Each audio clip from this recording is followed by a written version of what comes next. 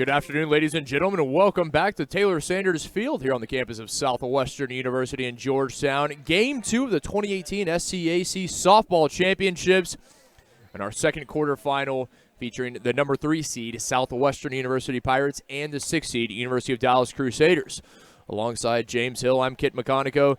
James, taking a look at this matchup. These two teams, well, they know each other well as they saw each other, well, just about a week ago. Yeah, these two teams are very familiar with each other. They're probably tired of seeing each other, to be honest. But they're set to square off again. It was a weekend. Southwestern needed to clinch the number 3 seed. They took 3 out of 4 from Dallas, a 12-2 win and a 9-1 win on Friday, and then a 5-8 loss for the Pirates, and then a 7-6 win on Sunday. And here we are again for another matchup, this time with a little more stakes. Pirates with the lower seed as the home team. They will start with Bailey Meyer in the circle, the 6-foot sophomore right-hander out of Colorado Springs, Colorado, Pine Creek High School product. Crusaders coming up to bat first. Their shortstop, Alicia Enciso, leading things off. Crusaders led by Beth Kreisig, assisted by Taylor Davis and Jim Kreisig. Crusaders, a mark of 8-30 overall, 2-18 in the Southern Collegiate Athletic Conference. Interesting, they go with Meyer in this game. Now, Meyer was kind of the number 1 earlier in the year until Longuet returned, and then she kind of took her role back as the ace. And Meyer's been a little bit more in a reliever role, but she's going to get the start today against the Crusaders. Shortstop, Enciso at the plate, takes the first pitch for strike 1. Enciso, the 5'4" freshman righty from Corona, California.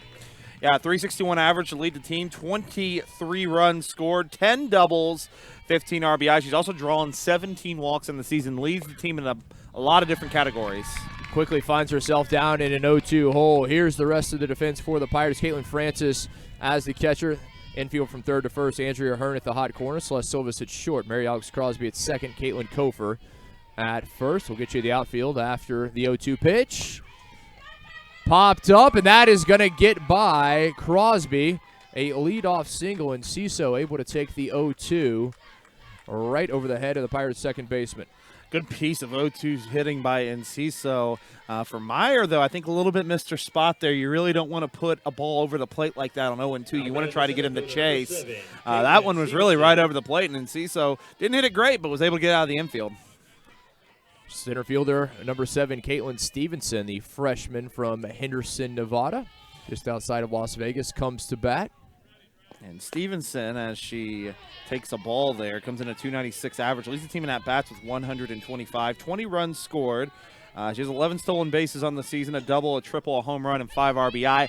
I'd be willing to bet here she's going to be squaring around a bunt at some point. Takes, and the count evens out 1-1. And the outfield for the Pirates, Grace Phelps in the left, Taylor Curtis in center, Sydney Scott in right. The home team in the black, trimmed with gold. The visitors in the road gray, the navy pants. 1-1, slow roller over to third, picked up by Hearn, elects to go to second, takes down the leadoff runner for the first out. Surprised they didn't bunt there, but that was a very, very smart play by Hearn. Her momentum was taking her to second base, so get the easy force out at second instead of trying to go to first. Great play there by Hearn. Brings up third baseman, number 28, Julie Duenas. Duenas, the freshman from Houston, out of Bel Air High School. Duenas has a 315 hitter, 6 doubles on the season to go with 16 RBI. And keep an eye over on Stevenson at first. As we mentioned, 11 stolen bases this season. Could see her moving at some point. Fouls it off for an 0-1 count. Does Duenas. Pirates, number 3 seed, 20-15 overall, 9-11 in conference play, led by head coach Angela Frobase, Alice Shukroff, Chase Holman, the assistants. A little bit here on Meyer as she delivers the 0-1 for a strike. Meyer is making her 15th start, 23rd appearance, 3.20 ERA. She's 11-5 in the season. Her 11 wins are actually third in the SCAC. 83 innings pitched, 101 strikeouts to only 49 walks. She likes to get in these situations just like right here at 0-2. See if she can get the strikeout pitch. 0-2 to Duenas. Inside, narrowly avoids hitting Duenas. The count now 1-2. Umpires for today's ball game: Michael Kindenberg behind the plate. Debbie Behrens at first. Roger Trinidad at third. As we mentioned, if you're just joining us, Centenary took the opening contest 4-0 over Trinity. This is game 2. Fouled away. A beautiful day in Central Texas. Temperature just about 72 degrees. Slight breeze coming across the diamond from left field in to the Crusaders dugout down the first base line. I mean, as far as a tournament, you really couldn't ask for a better weekend. It's perfect. I think it's supposed to be pretty much like this all weekend. It's just fantastic. The 1-2 just foul. Well, this is perfect weather, and you never know this time of the year in Central Texas. It could be 90 or it could be 40. We are very happy to have this mild 72-degree day. Yep, just as you say, Texas weather. It can be this one day. Tomorrow it could be 40. Thankfully, it's not supposed to be, but you never really know with Texas. You never know. You're right about that. I'd say you've been here longer. I'm sure you can attest to that. I've seen numerous 40 and even 50-degree swings in a 24-hour period. Do not anticipate that this weekend. Duenas awaits the 1-2. Duenas. And that's going to be picked up by Silvas deep in the hole. The throw not in time. It got by Hearn at third, and Duenas safe at first with the single. Yeah, just put that in the spot. Hearn couldn't quite get to it. Actually, very similar to what we saw from Stevenson, almost in the same spot, but this time was able to get it by Hearn. It was hugging the line maybe a little bit more in that situation. That's going to bring up the cleanup hitter. Now the Crusaders runners at first and second, no outs, or excuse me, 1 out here in the top of the first. And Underwood, their first baseman, up to bat is Gabby Underwood, the 5'7" freshman right-hander from Laverne, California. Yeah, 339 hitter, 14 runs scored, 5 doubles, a home run, and a team-leading 25 RBIs as she steps into the box. Underwood takes the 1-0 right to second. Crosby elects to make the sure throw to Kofer. A little surprised there. I think she had a great shot. That ball was hit hard. I thought she had a great opportunity to possibly turn 2 there, but decides to go maybe with the safe route there and just get the easy out. But I thought she had a sure chance to turn a 4.63 there. Picks up the second out, but runners advance to second and third in the process as the left fielder Liz Cordova comes to bat. Cordova, the freshman out of Oklahoma City. Now she takes strike 1. She's a 330 hitter with 6 doubles, a triple, 3 home runs, which leads the team, and second on the team with 18 RBIs. A big opportunity here for Dallas. Jump out to an early lead on the number 3 seed. If Cordova can put the Crusaders on top. 0-1. Just low, evens the count. She came with the off speed there, and that is quite a change of pace on that changeup.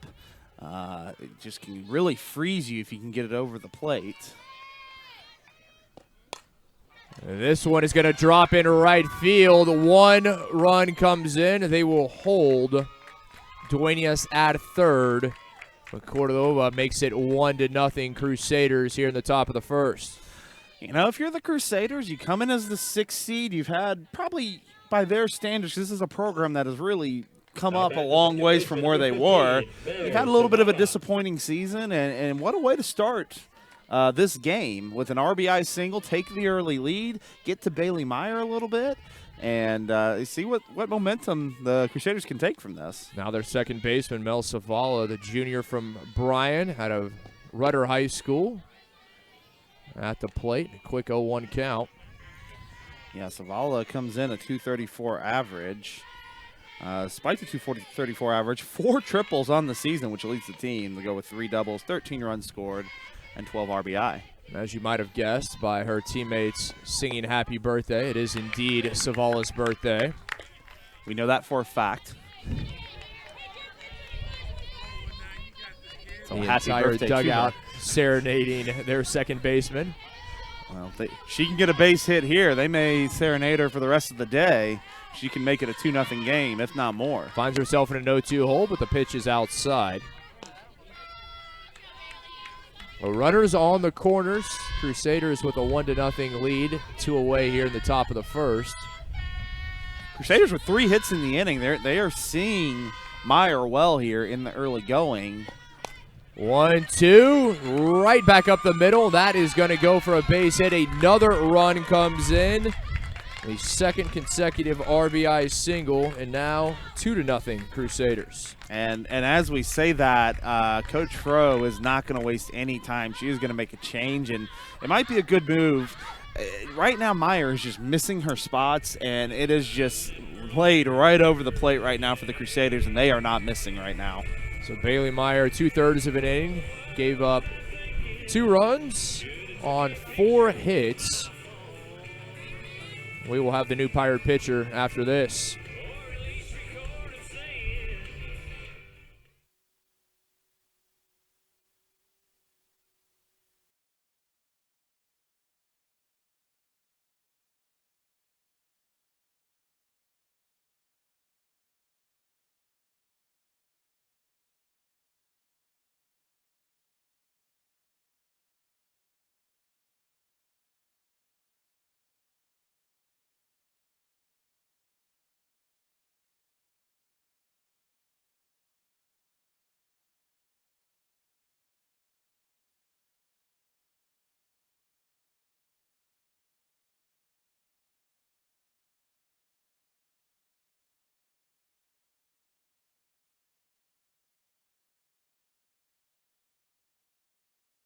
Sophomore righty out of Missouri City, Texas, from Ridgepoint High School, taking over. Longay comes in after a terrific rookie campaign. She missed a lot of the first half of the season. Came back later in the year, has a 2.38 ERA, making her 12th appearance, 4-4 on the season, 50 innings pitched, 38 strikeouts to 18 walks. She's coming in to do a job. Meyer struggled. She wants to get this inning over with and keep it at 2. Haley Golden, the freshman catcher, at the plate. Quick 0-1 count to Haley Golden. Golden a 263 average, only making her 17th start. A double and 3 RBIs on the season. And, you know, Dallas is not doing anything special, but just they put Meyer pitches in spots, and we're able to just find openings to get base hits. It's not like they're, you know, just hitting things into the gaps and hitting things over the fence. They're just taking what they got, putting it in the right spot. 2 away, runners at first and second, 1-1 to Golden. Underneath it, a big cut, and this is going to be thrown away into center field, but luckily Curtis is there. Keeps the runner from advancing to third. Yeah, Curtis, you almost saw as soon as Francis let that go, I kind of could see Curtis already running towards second. I think she knew right when she let it go that one was airmailed. Good heads-up play there from Taylor Curtis. 1-2, outside to even the count. As I said, for Dallas, you really could not ask for a better start to this game. You get 4 hits in the inning. You've already driven 2 runs in. Could be more. We'll see. And underneath it, Golden goes down swinging to end the inning, but not before the visitors take the lead. 2 runs on 4 hits, 2 runners left aboard. Pirates coming up to bat for the first time in the bottom of the first.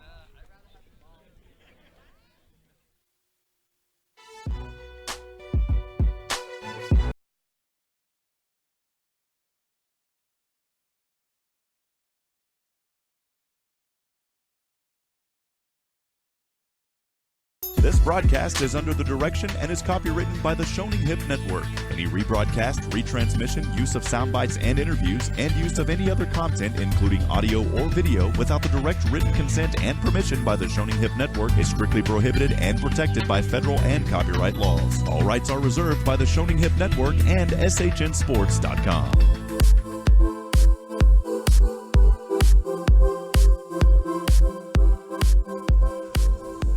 Oh, yeah. Bottom of the first. Pirates coming up to bat for the first time. They will face Maggie Watts. Watts, the 5'8" freshman right-hander from Arcadia, Louisiana, out of Simsboro High School. Right around, know that area pretty well in the 3.18, and she comes in a 4.66 ERA, 5-13 on the year, making her 19th start, 28th appearance, 11 complete games, 2 shutouts, 124 and 2/3 innings pitched, 26 strikeouts to 20 walks, and she's going to get a tough Pirate lineup. Comes in hitting 50 as a team. Pirates lead things off with the right fielder, Sydney Scott. She'll be followed by the shortstop, Celeste Silvas, and the left fielder, Grace Phelps. Pirates trailing 2-0 early on. And this quarterfinal, pitting the number 3 seed, Southwestern, and the number 6 seed, Dallas. So Sydney Scott leads things off for the Pirates, 5'6" sophomore out of Sugar Land, George Ranch High School product. She comes in and leads the team with a .381 average, 38 runs scored, 8 doubles, 3 triples, 4 home runs, 22 RBIs. She does it all, really, for the Pirates. Big cut for strike 1. Here's the defense for Dallas.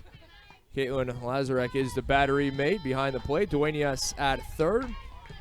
And Ciso at short, Savala at second, Underwood at first. The outfield, Liz Cordova in left, Katelyn Stevenson in center, and Mackenzie Tano in right. Just low, and the count goes 1-1 to Scott.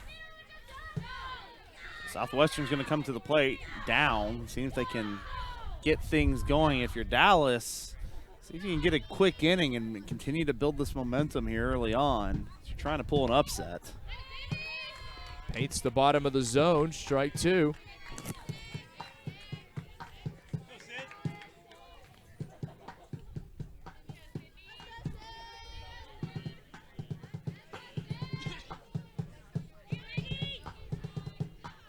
Scott fouls it off.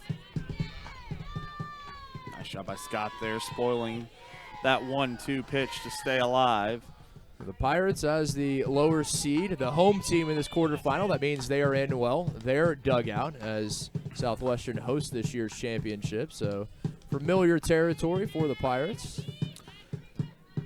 It's as that one misses for ball 2. It's also worth noting that that is not the case all weekend. Just because Southwestern is at home, Southwestern is not necessarily the home team. As a matter of fact, if they win this game, they'll head to the visitor dugout and take on Shriner tonight at 6:30 and be the away team at their home field. 2-2 fouled away. The Mountaineers, the 2 seed in this year's championship. Probably the surprise of the year. They have been. Amy Meyer has done a phenomenal job with that squad this year, and they have been quite a tough team for all parties involved. Obviously, the number 1 seed, we've talked about them a little bit, the Texas Lutheran Bulldogs, and ranked number 2 in the nation. We'll be seeing them in the next game here this afternoon. Unblemished in conference play, only 1 loss on the year for the Bulldogs. The 2-2 fouled away. That loss came to the number 1 team in the country and the defending national champion, Virginia Wesleyan Marlins. I have to double check, and we'll check it before game 3. What I believe they've won, they're in the 40s of how many SCAC games, how many straight SCAC games they've won. I want to say it's 42 or 43. Their last loss actually came to the Pirates of Southwestern a few years ago.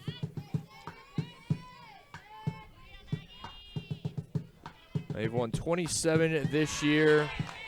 They've won 49 in a row. Oh, it was even higher. We're getting towards 50.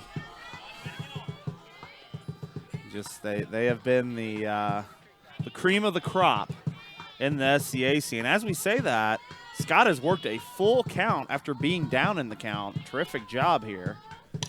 Payoff pitch fouled away. She's going to see her 10th pitch here in a minute, and I tell you, Kit, this is exactly picture perfect what you want from your leadoff hitter. Just a lot of pitches thrown. That dugout, those batters coming up are seeing a lot of pitches already from Watts. You couldn't ask for a better at-bat. Long look in from Watts. Now comes and is low. So Scott draws the walk, an 11-pitch leadoff at bat for Sydney Scott. Remarkable job there by Scott. Remarkable. That's really well done, and we'll see if that can get this inning started. Even more than anything, no matter you start the game throwing 11 pitches. That's already a lot, and that was just your first batter. Pirate shortstop Celeste Silvas, the 5'1" junior from Corpus Christi King High School. Silva's at .325 average as she pops a bunt up. Straight into the glove of Duenas, who came in from third, easily collected for the first out.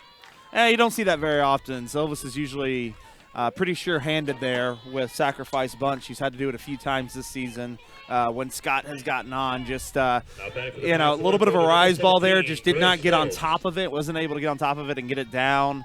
And pops it right into the glove of the third baseman.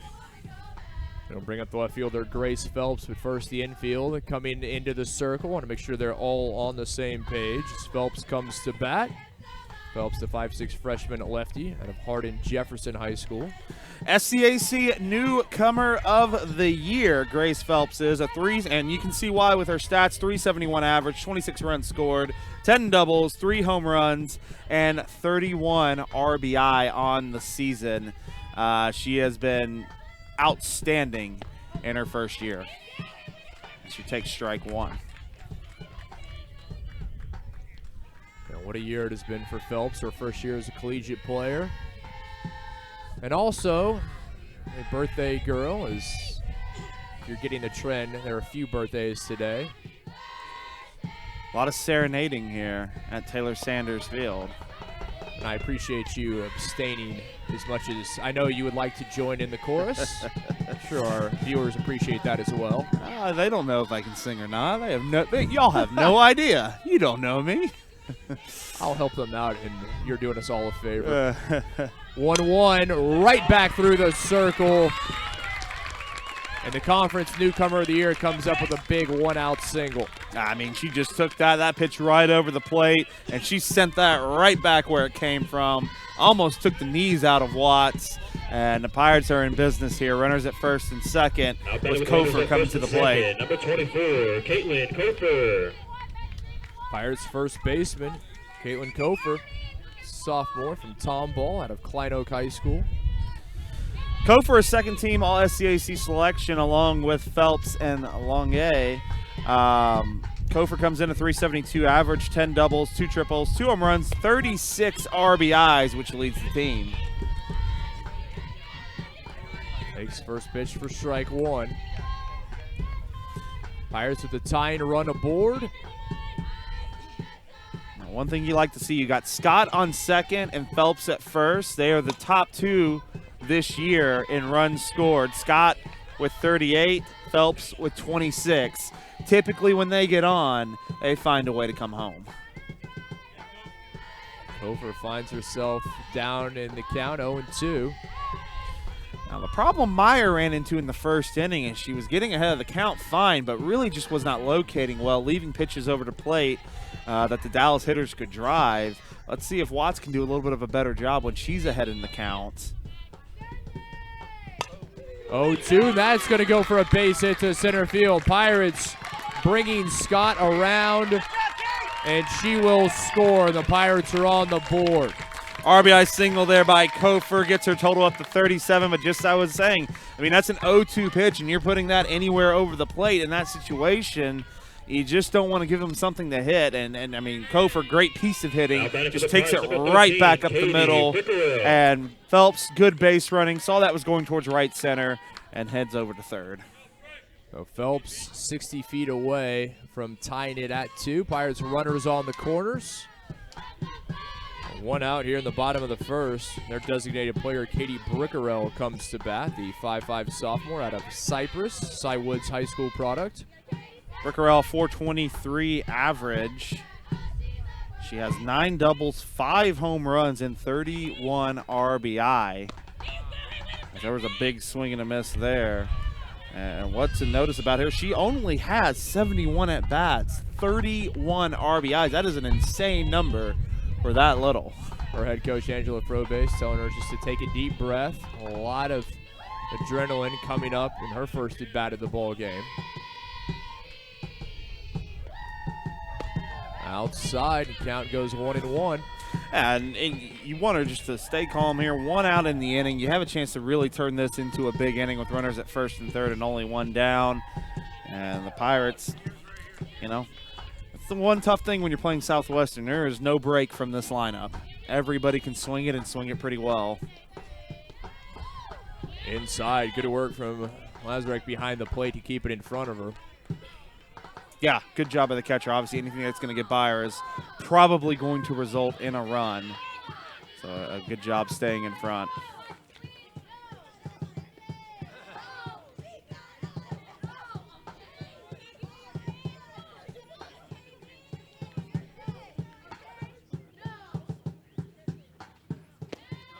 Two, 1 outside. Able to check her swing. They agree as they check down the first. Just able to hold up. Now a 3-1 count, though. Watch just falling behind. See if she can battle back to a very powerful hitter. Popped up, stays in the infield. Duenas in from third to claim it for the second out. That's a big out right there. Good pitch there on 3-1. And just Carell wasn't able to get around on it and just pops it up in the infield. Now batting with runners at the corners and bring 2 up outs. The 6-hole Number hitter. 18, Taylor Pirates Curtis. center fielder Taylor Curtis, 5'4" senior from Bryan.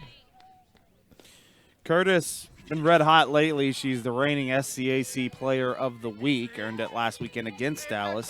364 hitter, 7 doubles, a home run, and 20 RBI. I believe she's the lone senior on this team, if I'm not mistaken. And she's been a good one this year. She's been a good one throughout her career. She'll be sorely missed. This is a young, talented side. You mentioned Curtis, the lone senior. A lot of freshmen and sophomores that have contributed. Yeah, a lot Angela Frobrace has to be excited about. Over to short, picked up on the hop. The throw in time from Enciso to end the inning. But the Pirates on the board, able to cut the deficit to 1 as we head to the second. Crusaders lead 2-1.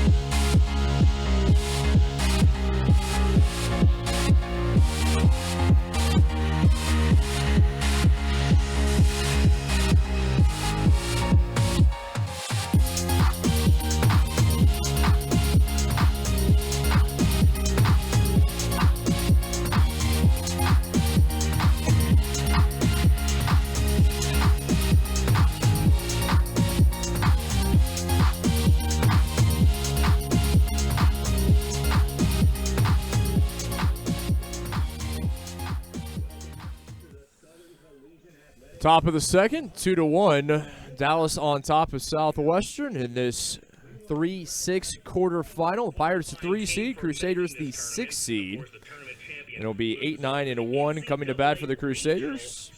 And her pitcher, Maggie Watts, will lead things off. You know, before we talk about Watts, just a nice job by her in the circle. You know, got first and third there with only 1 down. Looking like the Pirates were possibly going to tie this up. And she got a huge pop-up and a ground out to get out of the inning. She will face the sophomore right-hander, Lindsay Longuet. The Pirates made a change in the circle. They started things off with Bailey Meyer. Meyer faced the first 6. Longuet came in, able to strike out Golden to end the first.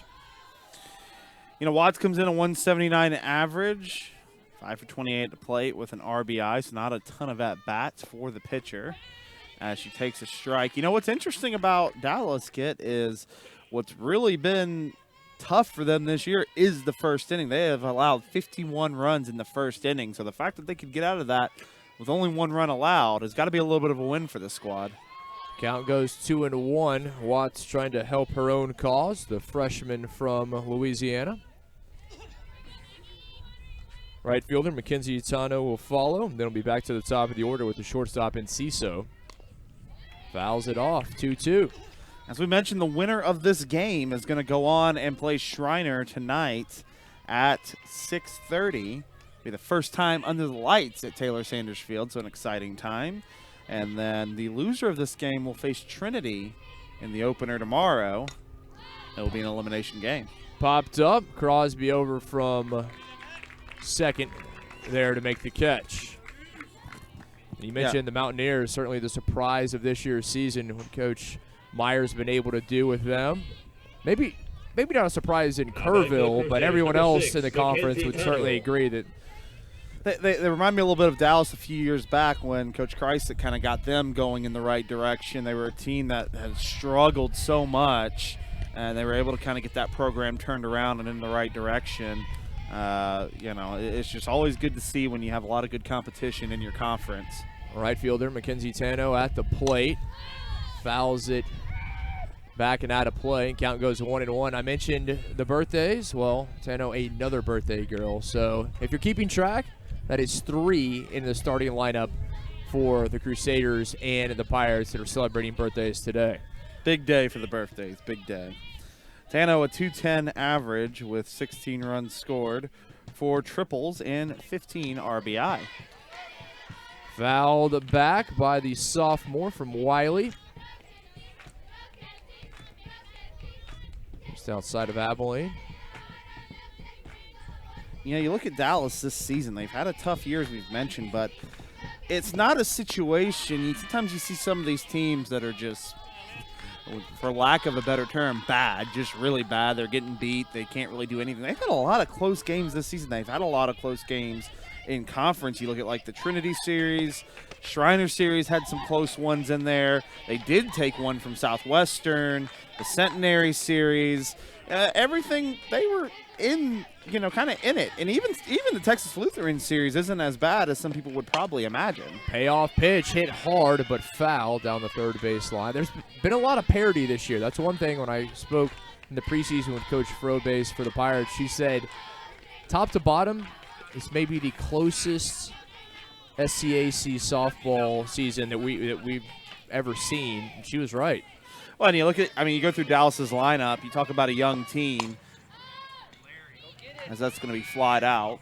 That is actually going to drop in foul territory as Silvas came over from third. It called Hearn off, but Silvas unable to make the catch.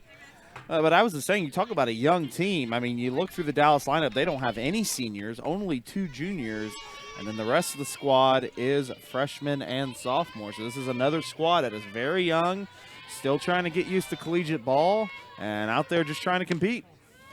Outside, Tano patiently at the plate, draws the walk.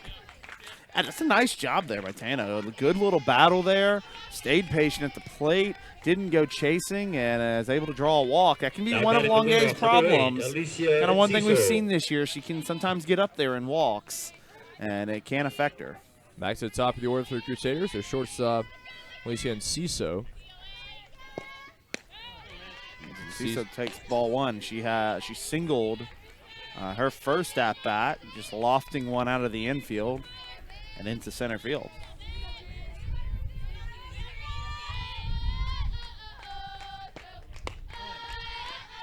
Quick 2-0 count to Enciso. 1 away, 1 aboard.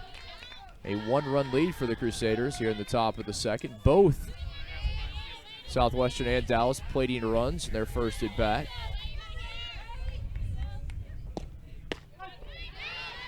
That one's in there for a strike. We mentioned that these teams have seen each other quite a bit. This is their 5th straight game against each other, as they just played the final SCAC series in Irving last weekend. Enciso pops up, backtracking is Silvas, and that's going to drop. Finds the Bermuda Triangle in left center between Phelps, Curtis, and Silvas. And Enciso now 2 for 2. Some sort of lack of communication there. It seemed like Silvas was chasing, and you could see her suddenly stop. And then the 2 outfielders were kind of in a little bit of no man's land as well. Anytime you have those short little Texas leaguers that are just going over the infield, the key's always got to be communication. You got to be able to communicate and be able to call each other off and know that depending on who is calling who off, who has priority over the ball. Unfortunately for the Pirates in that case, it just falls between 3 of them. But now Crusaders at first and second, 1 out, and their center fielder Katelyn Stevenson comes to bat. Yeah, fielder's choice, her first at bat, hit it over to the third baseman, Hearn. She's back looking to get something going here. In for strike one. Not sure if the sacrifice was on or if she was simply trying to bunt for a hit there. You do have the 3-hole hitter on deck, but may have been just trying to get something down there. Low and away, 1-1. Yeah, you know, we were talking about Meyer struggling to locate, but her location ended up coming really just right over the plate. Longuet's been a little bit of the opposite. Her location's just missing off of the plate, and Dallas is just staying patient. High 2-1. The throw back to second, not in time. That was quite a cannon there from Francis down to second, probably making Tano think twice about getting too far off the bag. Francis, the only first-team selection on the All-SCAC team. 2-1 popped up. No play for Francis. Yeah, she just didn't see it off the bat there. Had a chance, but she just couldn't find it until it was too late. Stevenson Strike. comes back to the plate with a 2-2 count.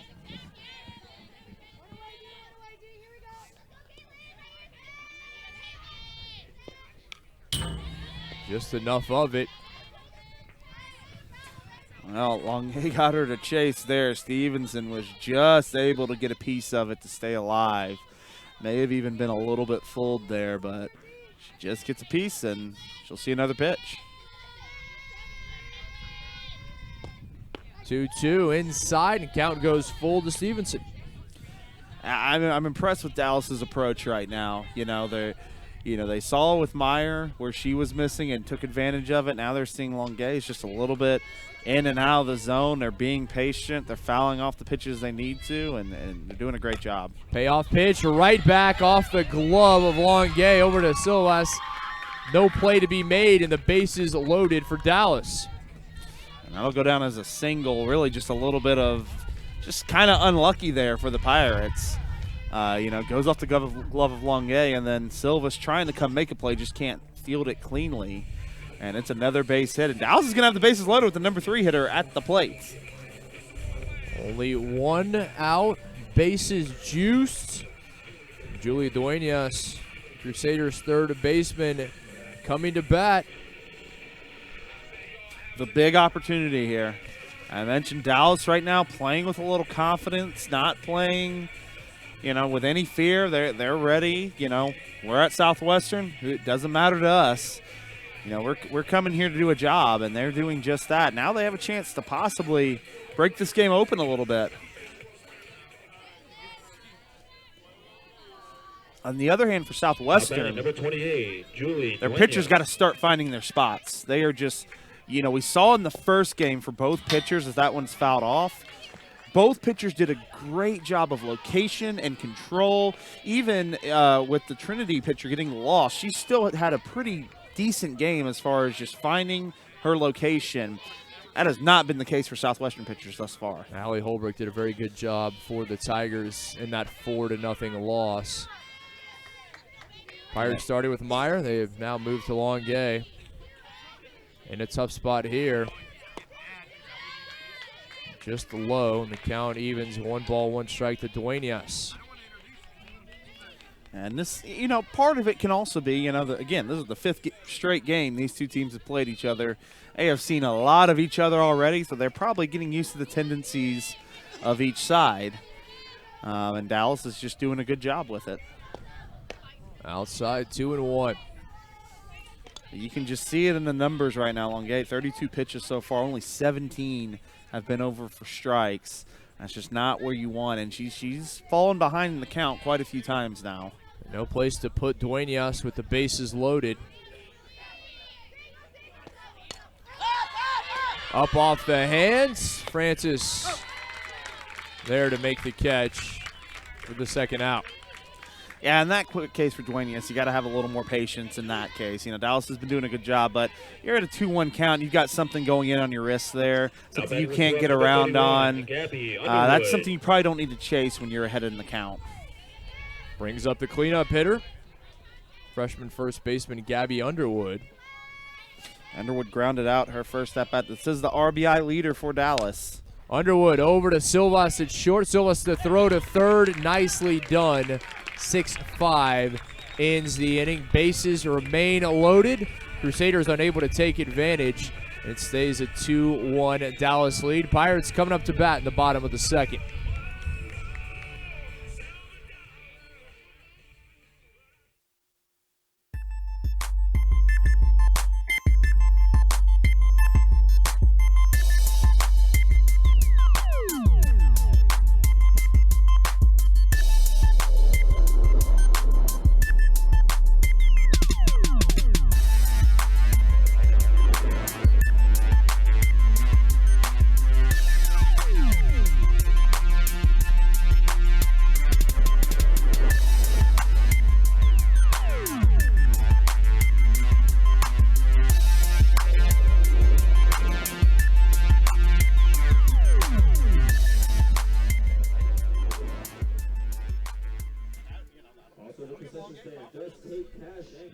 Bottom of the second, Pirates coming up to bat, still trailing 2-1.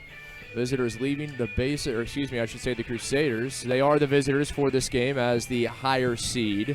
Pirates, the home team for this game. That will not be the case if they win this one. But Crusaders left the bases loaded, unable to take advantage. The Pirates now a chance here, as it will be the bottom of the order, 7, 8, 9 up for Southwestern. You know, we were talking off air about the Dallas hitters, kid, and you know, you just got to be more in tune to the game, have better discipline when you're stepping into the plate. You know, we talked about what happened with the 3-hole, but then Underwood comes up and just chases the first pitch she sees, which was out of the zone, and just rolls right over it. You got to know in that situation, Longuet is struggling to find the plate. Take a couple pitches and see what you can do. Pirates third baseman Andrea Hearn leads things off, the sophomore from League City out of Clear Springs High School. And to your point, Pirates pitchers have had trouble locating the zone. You have a 2-1 count, bases loaded. Why not see what happens? The worst that's going to happen is you're going to go down, but get it to a full count if possible. See if you can draw a walk, bring another run in. Yeah, just not the best at-bats there in critical situations for Dallas's Hearn groundsman the second. Takes a bump over to Savala, picks it up off the hop, and over to Underwood 4-3 for the first out. On the other end, Watts doing a nice job. You know, she ran into that situation in the first with first and third, was able to get out of it, and she starts the second off with a ground out. Mary Alex Crosby. Second baseman Mary Alex Crosby up for the Pirates, the sophomore out of Houston West Side. And Crosby's a .288 hitter, 22 runs scored, 2 triples and 3 RBIs.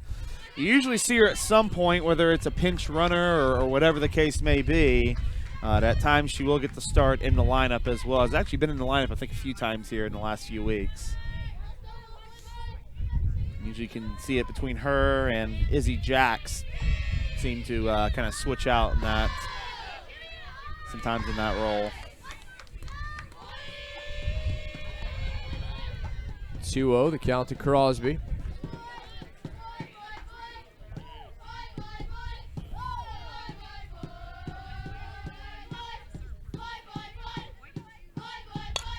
Crosby off the hands, into center and well read. Stevenson comes in, slides in to make the catch. The key to that was Stevenson got a great jump on that ball. You know, Crosby does a good job turning on that pitch and hitting it in the right center, but Stevenson got such a great jump. The way she was able to get to it and make the easy sliding catch. Well read by the center fielder, Katelyn Stevenson, and it's 2 up, 2 down for the Pirates. Dallas looking to retire them in order as the Pirates catcher Caitlin Francis now at bat. Yeah, Francis, as we mentioned, a first-team All-SCAC selection as she takes strike one. Pretty impressive considering she has split time most of the year at catcher, but she's a .351 hitter, 5 doubles, 8 RBI, and 6 runs scored. She's done a pretty good job at the plate this season, especially defensively. Freshman from College Station. Count evens 1-1. She's definitely got some pop in her bat when she's been in the lineup.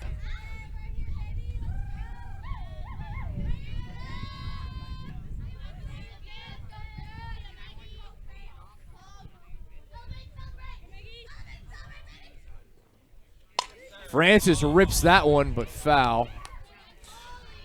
Well, that was a change-up thrown by Watts, and it seemed like Francis was sitting on it, but was still just a tad early on it. But, boy, she just lined that one right at Coach Frobase. You can kind of see her laughing. I think she kind of hopped out of the way there, understandably so. I have a feeling she will not see that pitch again in this at-bat.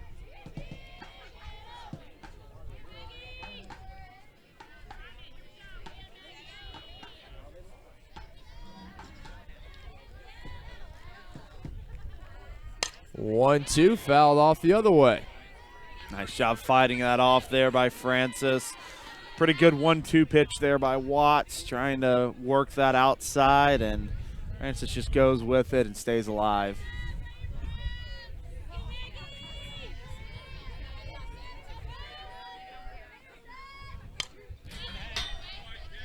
Third pitch in a row fouled off by Francis. We saw it earlier. You know, Sydney Scott had her 11-pitch at-bat to start the bottom of the first, and Francis now going to battle here in the bottom of the second with the Pirates down 2-1.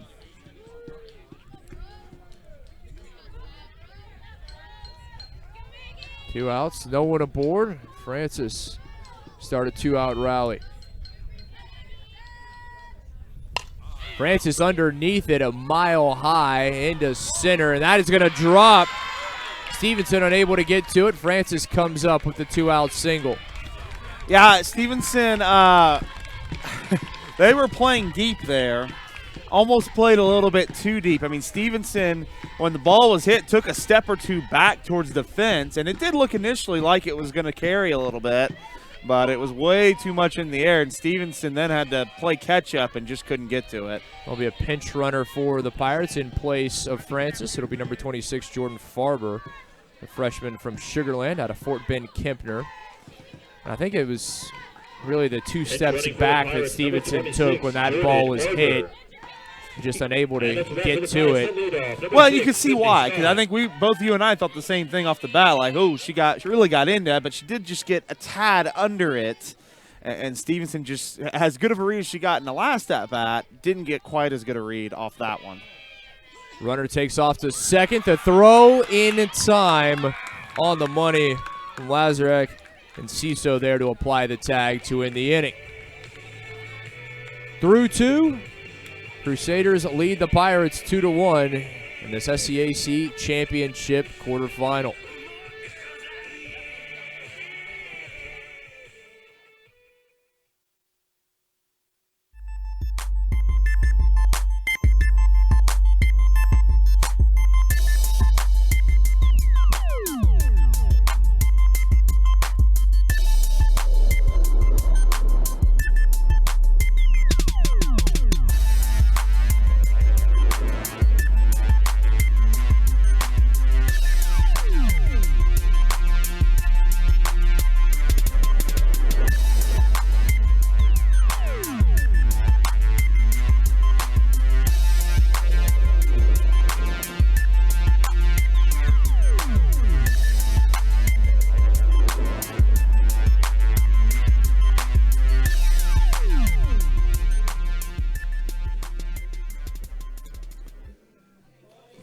Through two, Dallas on top of Southwestern 2-1 in our second Southern Collegiate Athletic Conference softball quarterfinal. The first, if you're just joining us, the ladies of Centenary on top of the Tigers of Trinity 4-0. Yep, Anna Dunn came through, became tied the new single-season record in home runs with her 14th. She had a couple hits in that game. They got a huge outing from Nicole Aldridge in the win. And as we've mentioned, the next game will feature Texas Lutheran and Centenary at 4:30, or excuse me, at 4. And then the winner of this game will take on Schreiner at 6:30. 5, 6, and 7 due up for the Crusaders. Left fielder Liz Cordova leading things off. Already 1 of 1 with an RBI single. Really, as I said, Dallas could not have asked for a better start, especially at the plate, as Cordova goes down 0-2. Freshman from Mount St. Mary High School in Oklahoma City.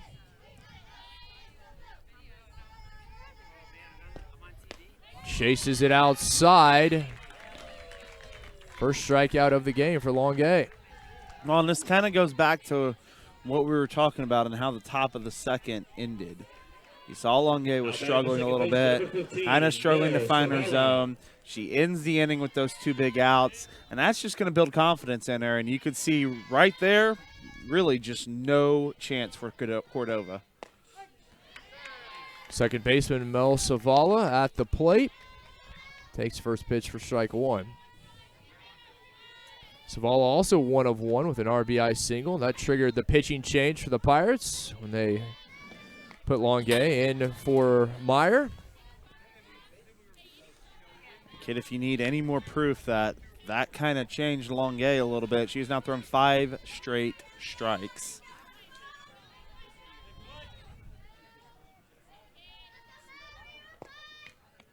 Fouled back, and Savala finds herself down in an 0-2 hole. This is a different Lindsay Longuet than we saw in the second.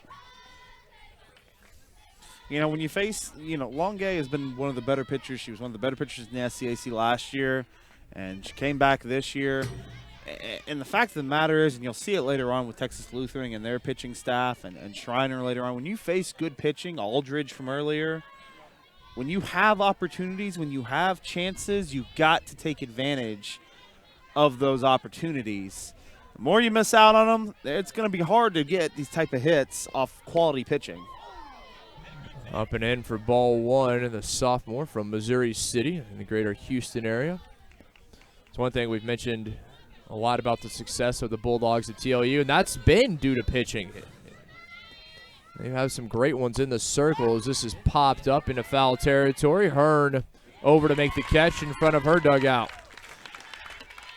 As that's the first out in the inning, and you mentioned that, Kit, and you'll notice, I mean, if you go to the SCAC softball leaders, the top 3 in ERA is Raycroft, who we'll see, Stone, and Bishop, all from Texas Lutheran. And to add more to it, Ortiz from Schreiner is number 4, and Longuet is number 5. So your top 3 teams have pitchers in the top 5. Goes to show you how important it is. Coincidence? I think not. Designated player Haley Golden up to bat with 2 away. Golden 0-1 count. Freshman from Lake Dallas. Finds herself down in an 0-2 hole. Can Longuet retire the Crusaders in order? Yeah, Longuet looks totally different. You can tell that. Like I said, those last 2 outs in the bottom of the second, getting out of that bases-loaded jam has really lifted her confidence. A different pitcher, Longuet, just really feeling it, has a great rhythm out there.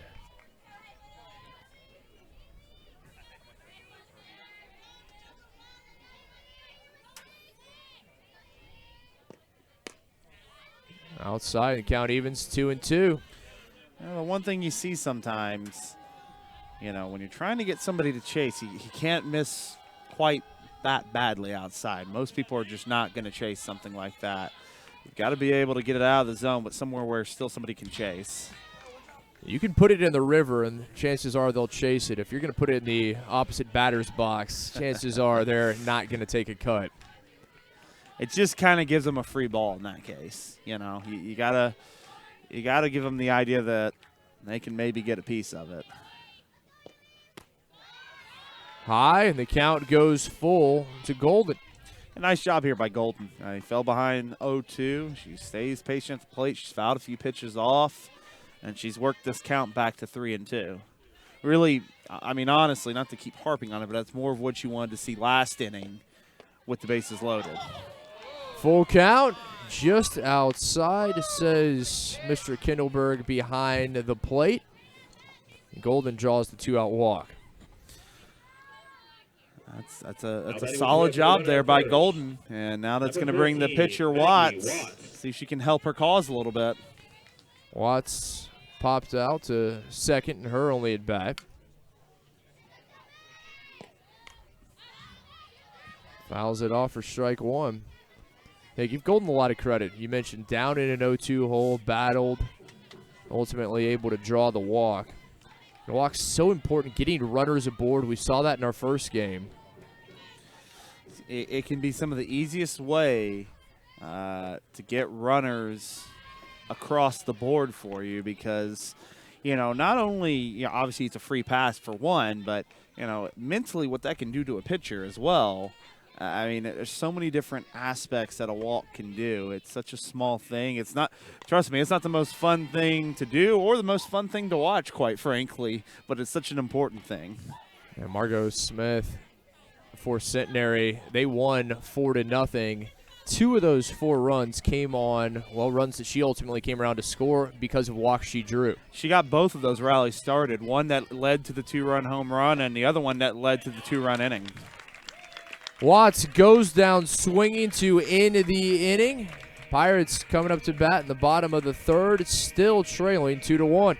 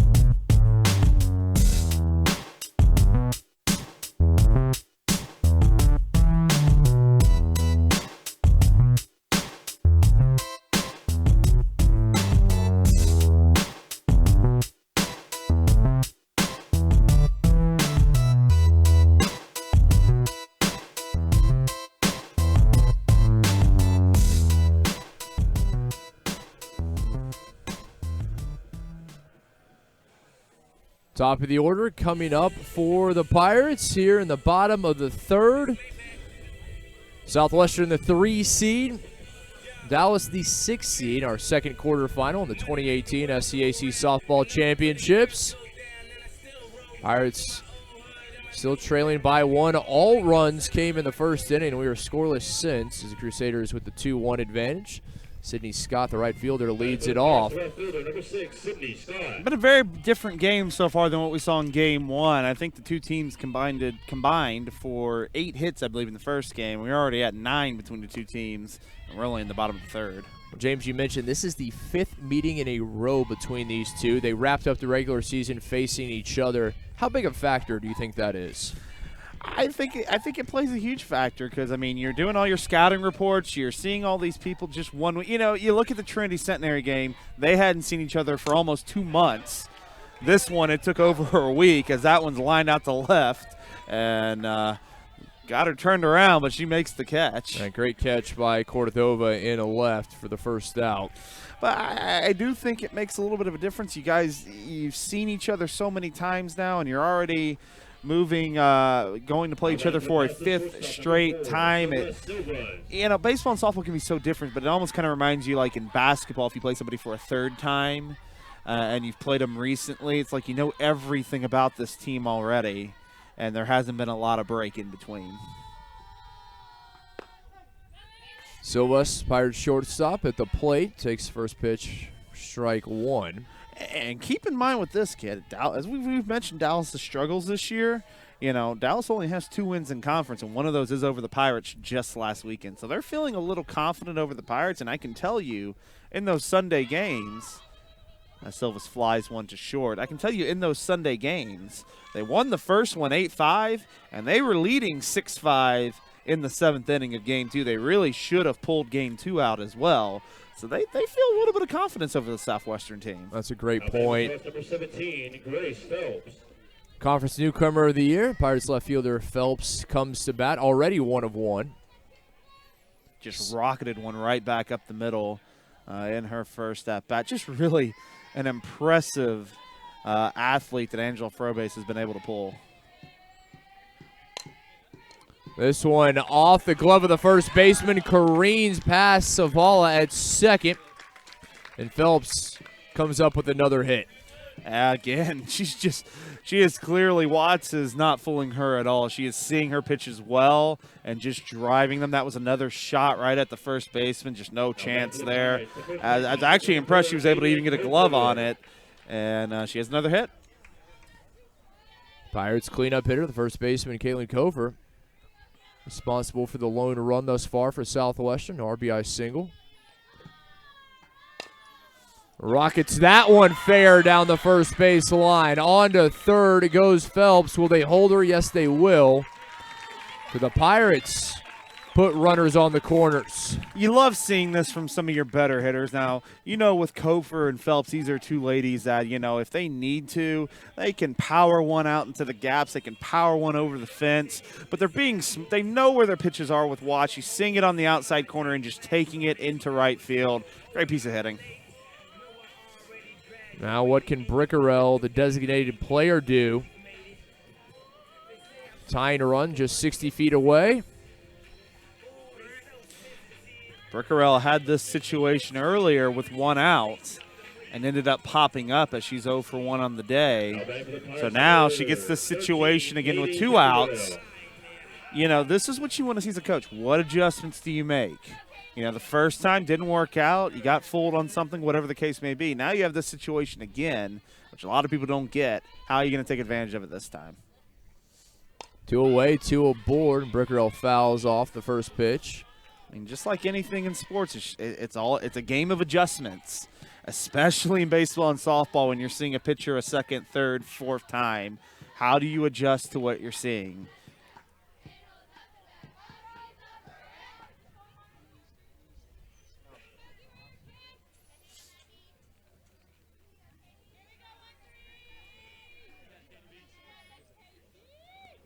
One from Watts, snagged by Enciso at short. The Pirates leave 2 stranded, and it stays 2-1 Crusaders through 3.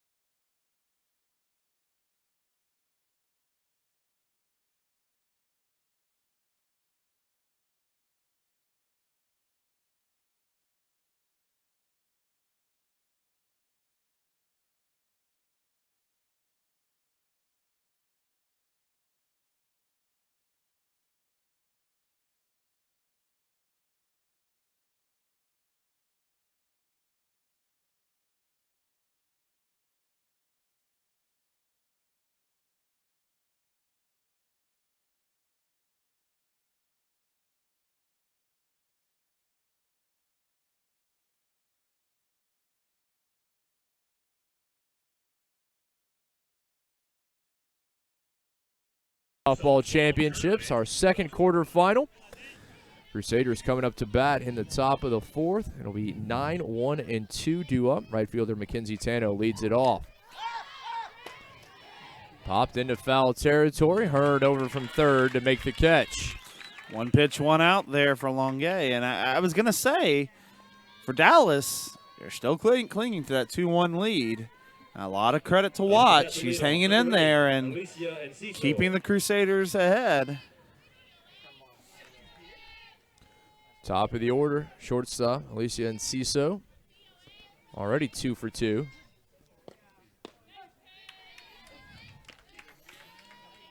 Enciso, as you mentioned, 2 for 2 today. A pair of singles and one of the top hitters for this Crusader squad. Chopped right back through the circle, and Enciso is going to make it 3 for 3. Yes, she is. What a day so far from Enciso. She got it really started in the first, and she's looking to get it going here now in the 4th. Out to bat for the Crusaders, center fielder number Brings 7. up the center fielder, Katelyn Stevenson.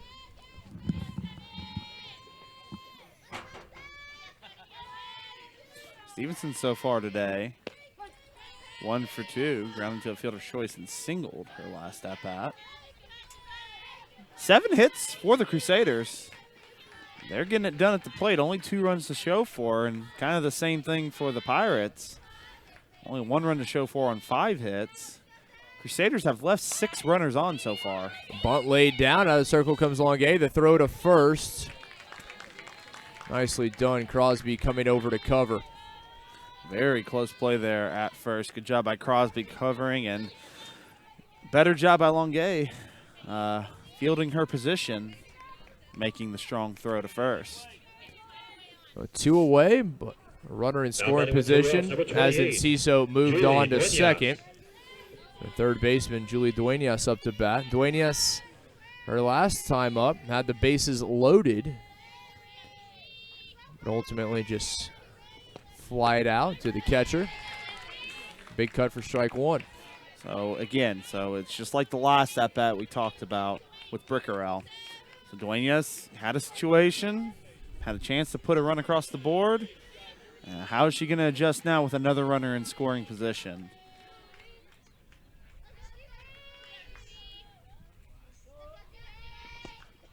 Duenas picked up by Silva. Silva's the long throw in time. Silva's a big play to end the inning.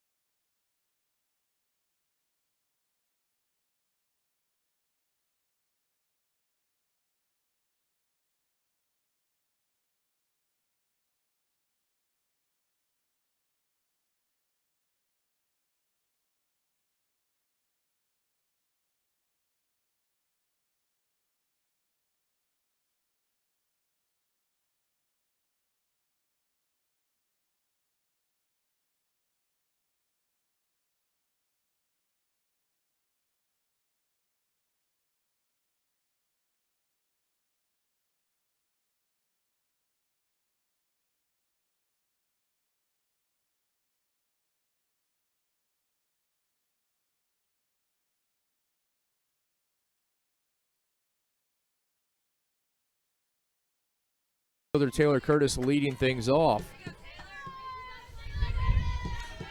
Curtis 0 for 1 today, grounded out to short her first at bat.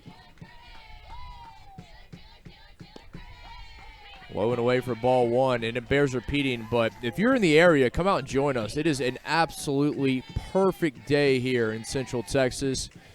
Temperature in the low 70s, a slight breeze. Could not have asked for better weather, and anticipate the same for tomorrow. I mean, if you're not here, why aren't you here? What's your excuse? And this one hit hard to center field. Goodbye. Home run, Taylor Curtis, and the Pirates have tied it at 2. Just like that, the senior turns on that pitch and rockets it out to center field, and we have a tie ball game. Great piece of hitting there by the senior on this team. You know, you need a big hit. Who do you call on? Your senior, Taylor Curtis. The lead-off solo shot from Curtis. And a shot it was. Over the center field wall, just to the left of the Lone Star. I mean, Kit, you know this. You got to have some power to go center. You do indeed. Now batting third baseman number 10, Andrea Hearn. Curtis with a bomb to tie it. Third baseman Andrea Hearn now up to bat. Hearn 0 for 1 today, ground out her first at bat. I'm interested now.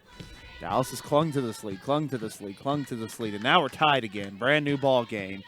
So how's Dallas going to respond here? Do they fold? Do they persevere through? What are we going to see now from the Crusaders now that Southwestern has been able to tie this game back up? All runs scored in the first inning. We were scoreless in the second, scoreless in the third. The Pirates have tied it up here in the bottom of the fourth. Hearn awaiting the 1-1 from Watts. Tell you, University of Dallas is going to have some nightmares about Taylor Curtis between today's game where she's tied it and what she was able to do last week when she was named SCAC Offensive Player of the Week. Just to give you an idea, Curtis against the Crusaders last week hit .615, including a .692 slugging percentage. Over to short, picked up the throw. Not in time. Hearn able to leg it out. Tough spot in the infield for the Crusaders. Curtis uses her wheels to beat it out. So that was just a tough play for the shortstop. And again, just good placement there, and the Pirates are in business. And just like that, Coach Krysik's going to call time and see if she can settle her team down a little bit. Earlier in our first game, you mentioned Anna Dunn, how teams in the SCAC will be very happy to see Dunn graduating. I think the same can be said of Taylor Curtis, certainly on the part of the Crusaders. I would definitely think so. She's probably also been a little bit of a thorn in the side of most SCAC teams. But then, of course, you look at the rest of the Pirate lineup and think, oh, wait, we got all these other ones back. Coach Krysik out there talking with Watts in her infield, and she's going to leave Watts in the circle, at least for the time being. I think I did see somebody warming up a little bit earlier. Didn't catch the number, but nobody as of now warming up. But they may have somebody already ready to go.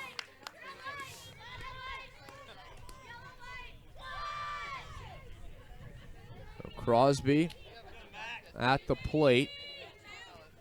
Go ahead run at first in the form of Hearn. Crosby lined one to center field, her first at bat. Crosby tried to lay down the bunt, but goes foul. And I mean, you know, kid, that's the scary part about the Southwestern lineup. You're at the 8-hole with the 9-hole on deck, and they're just as big a threat as anybody else in the lineup. It's just how good this team is when it comes to their approach at the plate. This could be a big inning for the Pirates with no outs. Called in for a strike. The count goes 0-2 to Crosby. Yeah, they were Crosby maybe a little fooled there as it came back over the plate. And now she's going to be swinging away down 0-2.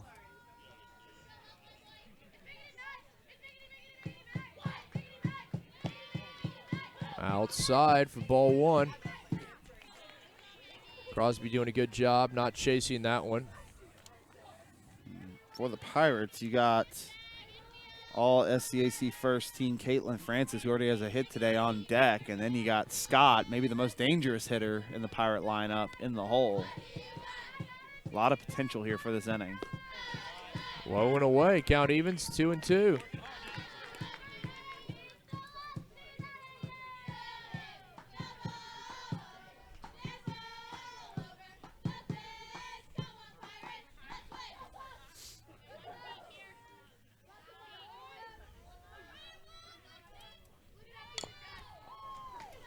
Fouled back.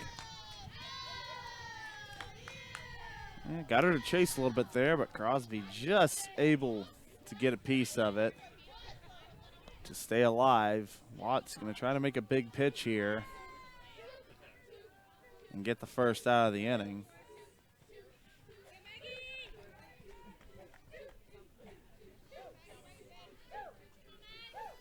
You can kind of, you know, it just kind of seems like, you know, the rhythm Dallas was in has really been disrupted here. You can feel kind of the, you know, you see it a lot of times. You see it, you saw it with Longuet earlier when she kind of got in rhythm, and you can just kind of feel the rhythm and the flow starting to move, and they seem comfortable. And it feels like after that home run, it's kind of been taken out of Dallas right now. They just kind of seem a little, I don't know if lethargic's the right word, but the rhythm just doesn't feel like it's there right now. Payoff pitch to Crosby, fouled back.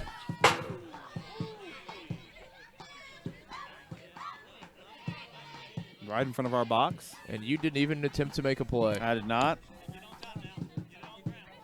I'll let the crowd get the Buffalo Wild Wings free snack, courtesy of Buffalo Wild Wings.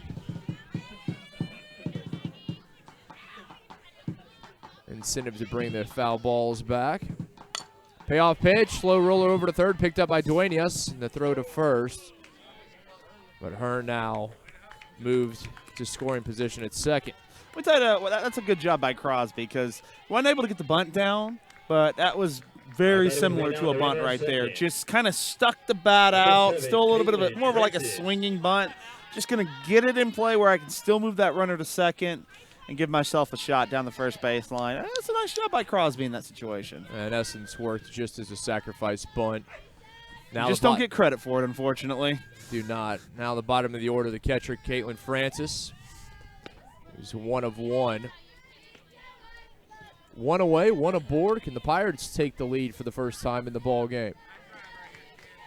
Francis has just got that, almost that violent swing. You saw that in her first at-bat where she flied one to center, but it looked like initially she took such a hard swing at it, like it was maybe going to go out. Fooled, I think, everybody, including the center fielder, and was able to fall for a base hit. And Francis has power, and that is not up for debate.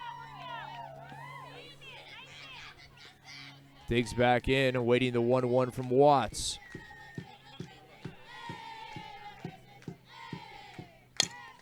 Rockets that one through the right side. They're going to bring Hearn in to score, and the Pirates have taken the lead for the first time in the ball game. It's 3-2 Southwestern in the bottom of the fourth.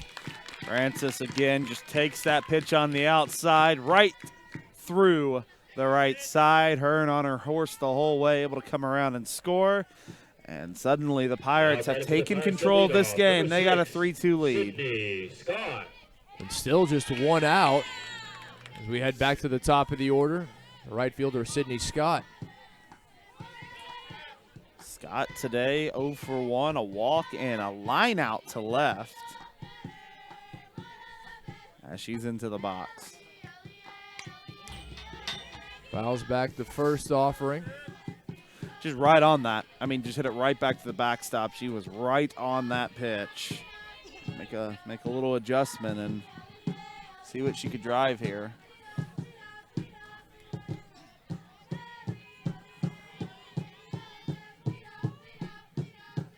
Watts taking her time between pitches. She was moving very quickly earlier on. That has not been the case here, and this is low. Yeah, she's definitely fallen out of rhythm a little bit. Like I said, I don't know if the home run was what kind of threw her off or what it was. It must have been because she has just not been the same here in this inning. Still needs 2 outs to get out of the inning. You can see just all the time between pitches. We weren't seeing that earlier. 1-1 chopped right back through. And Scott comes up with her first hit of the game.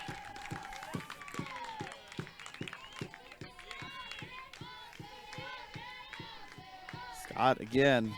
You know, you don't see a lot of the Pirates. After that home run, you don't see them trying to do too much right now. And you can just see Dallas is just kind of out of sorts. This is about the 3rd time this inning they've called time, met as a team. You know, they just don't seem comfortable right now. To your earlier point, the Pirates not trying to do too much. Everybody just trying to get a base hit. People aren't looking for home runs, not looking for extra base hits. Just get a hit, get a board, and continue the momentum. And that's what they're doing. That's why they're already up to 9 hits in this game. And they just continue to do a good job at the plate. 4 hits in this inning alone, including the home run. But, you know, kid, after that home run, it's been single, single, single. Now back for the Pirates, the shortstop number 4, Celeste Silvas. 2-hole hitter, the shortstop, Celeste Silvas.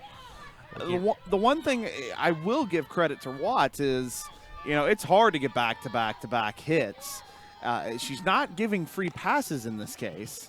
She's at least, you know, letting them take swings and seeing what will happen. And you're just hoping, if you're the Dallas coaching staff, she can continue to do that, continue to throw strikes. You'll take your chances if they're swinging. What you don't want is to give them any free passes, which we haven't seen thus far. Silvas looking for the little slapper, but found itself foul. When you've got the dangerous Grace Phelps on deck, not to mention Kofer behind her. Outside, count goes 1-1 to Silvas. Still just one out in the inning. Coach Frobase, a few words for Francis, currently occupying second.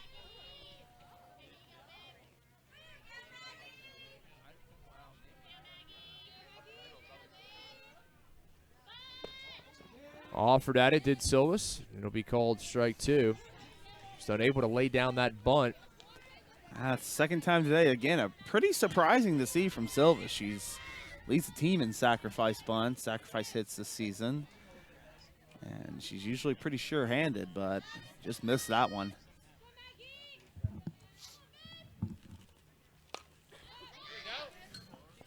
Fouls it off. You know, the good news for somebody like Silvas, as good as she is in sacrifice situations, she is still a .325 hitter.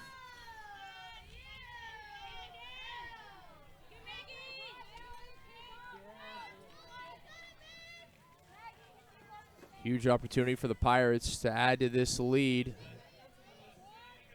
Taking the lead for the first time in the game, now up 3-2. 2 runners aboard and only 1 out. Silvas watches it outside. Now 2 balls and 2 strikes. You know, you sometimes wonder with some of these long pauses that we've seen in this inning if the pitcher and catcher are just not on the same page either. You know, it just feels like, you know, we keep harping on it, but it just feels like there is some sort of disconnect somewhere between coach, catcher, and pitcher. Drops in foul territory. Duenas diving, but unable to get underneath it. Great effort by her.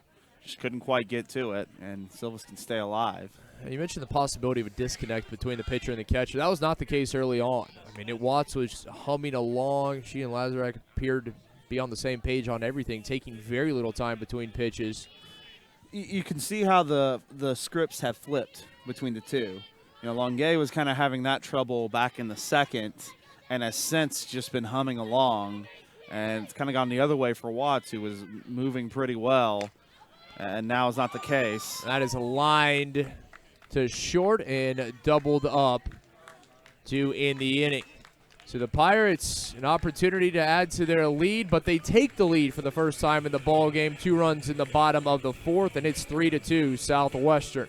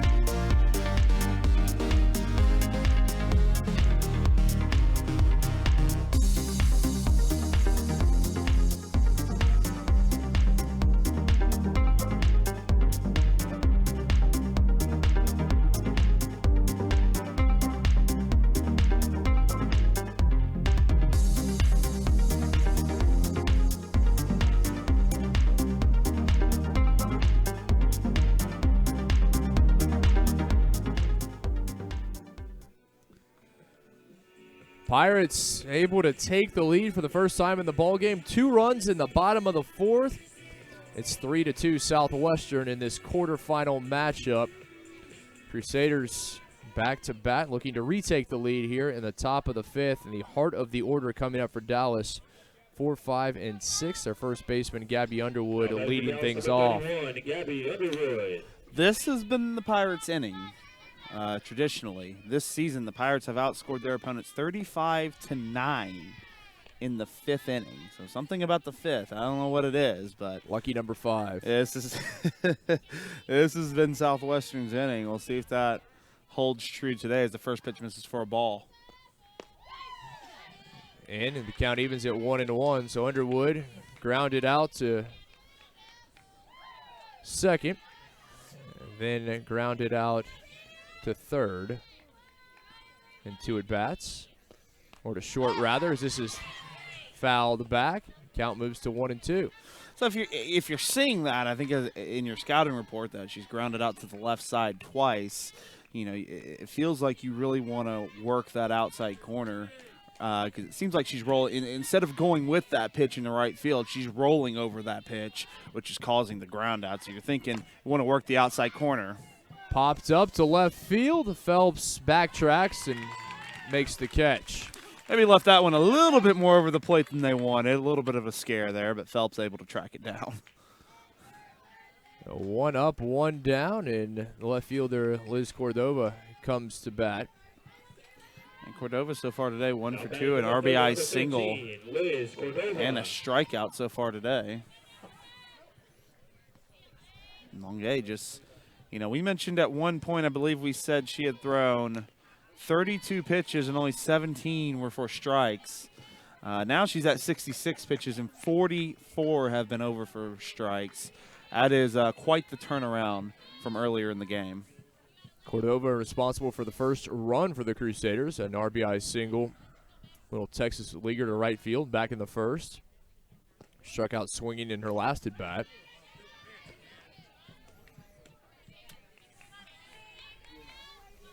And again, it's one of those things. Dallas has led most of this game, and now they're in a situation where they're down, and they're actually starting to run out of some outs here.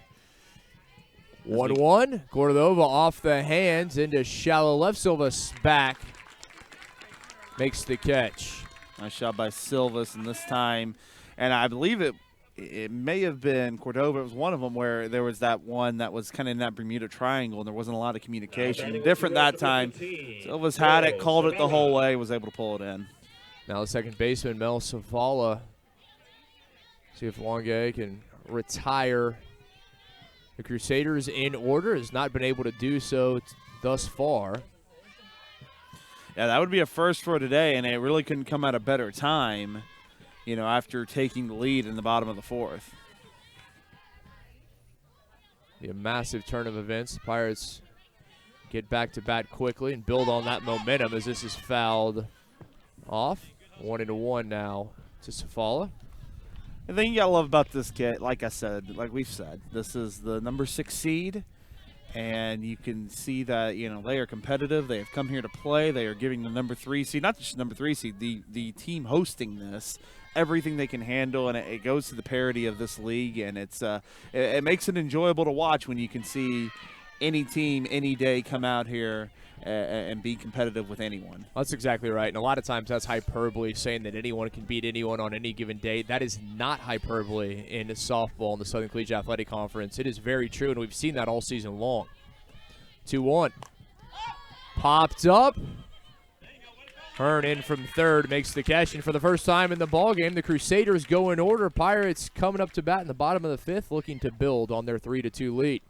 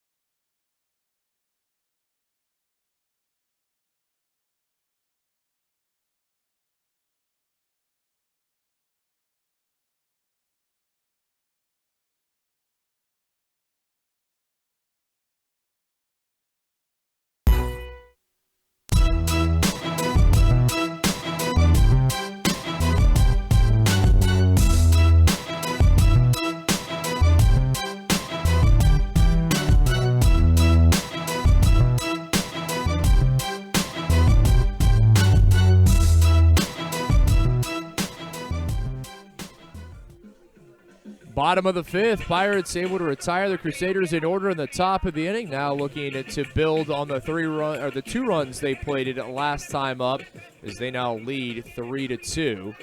And a heart of the order coming up. 3, 4, and 5 for the Pirates. Left fielder Grace Phelps leads things off. And before we get this inning started, I just want to remind everybody again, our next game will be Texas Lutheran and Centenary coming up at 4 p.m., and we're going to follow that up with the winner of this game taking on Schreiner University at 6:30 p.m. And, of course, the loser of this game will take on Trinity University in an elimination game tomorrow morning. 4 games today, 5 games tomorrow. We will have 1 and possibly 2 games on Sunday. I invite you to join us for each and every pitch. If you can't make it out here, just stick with us right here on SHN Network. We will bring you all the action. But we hope you can make it out here. We really do. As we've alluded to a few times, it is just perfect. The weather's perfect. The concession stand has everything from hot dogs, sausage wraps, to Zaxby's chicken sandwiches. Where else would you rather be? You can bring your dog out here. You can bring your cat out here if you want. Don't think your cat would appreciate it, but you can bring him out here. You never know. 0-2 the count to Phelps. Slow roller over to Enciso, and the throw corralled by Underwood for the first out. Yeah, first time they've gotten Phelps today was 2 for 2 coming into that bat. Watts did a good job getting ahead and still pitching around the zone ahead 0-2 to get the ground out. Number 24, Katelyn Stevenson. First baseman Katelyn Stevenson, also 2 of 2. RBI to her credit. Cleanup hitter. She's been a good one all year long. This is going to go through past the second baseman. Savala shaded to first, couldn't get to it. Kofer now 3 for 3. Continues to get it done, and you just keep mentioning with this team, they're not trying to do too much. Of the 10 hits, I believe 9 of them are singles. I don't think they've had another extra base hit other than the home run. They're just taking what they get, and they're driving it, and they're just, that's it, not trying to do too much. Designated player, Katie Brickerell, now up to bat. There's a lot to be said for that. A lot of players will get to the plate, and they take massive cuts trying to go yard every time. As this is popped into right field, Tano able to make the catch, shielding her eyes from the sun, but does come up with it. It really does, because a lot of times, and not even from a selfish standpoint, you're just trying to do more with it than you need to be. Those, especially the aluminum bats, they're aluminum for a reason. They can do the job. Just get it out there, do what you have to do with the pitch, get that top hand over, and drive it where it needs to go, and it'll do the rest. So 2 away. Kofer at first. Center fielder Taylor Curtis at the plate. Her last time, her last at bat was the second run of the game to tie things up. The leadoff home run in the 4th.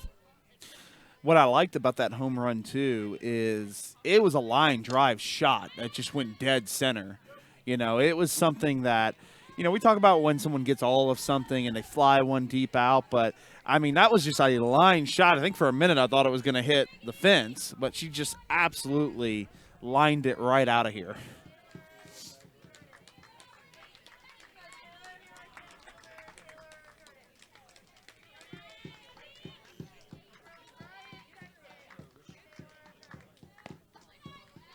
Outside count now 1-2. Well, we mentioned it earlier. It's worth mentioning again. Curtis has been the thorn in Dallas's side.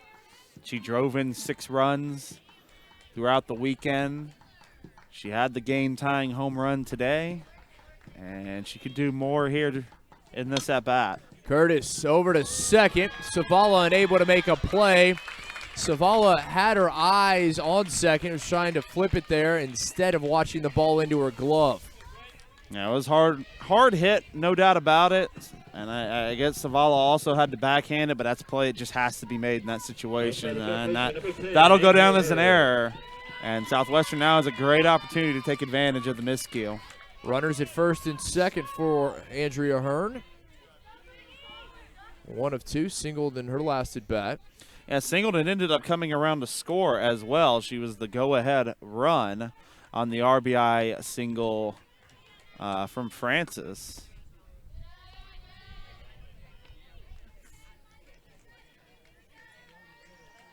Now she has an opportunity here with Kofer in scoring position. Really flip this game on its head.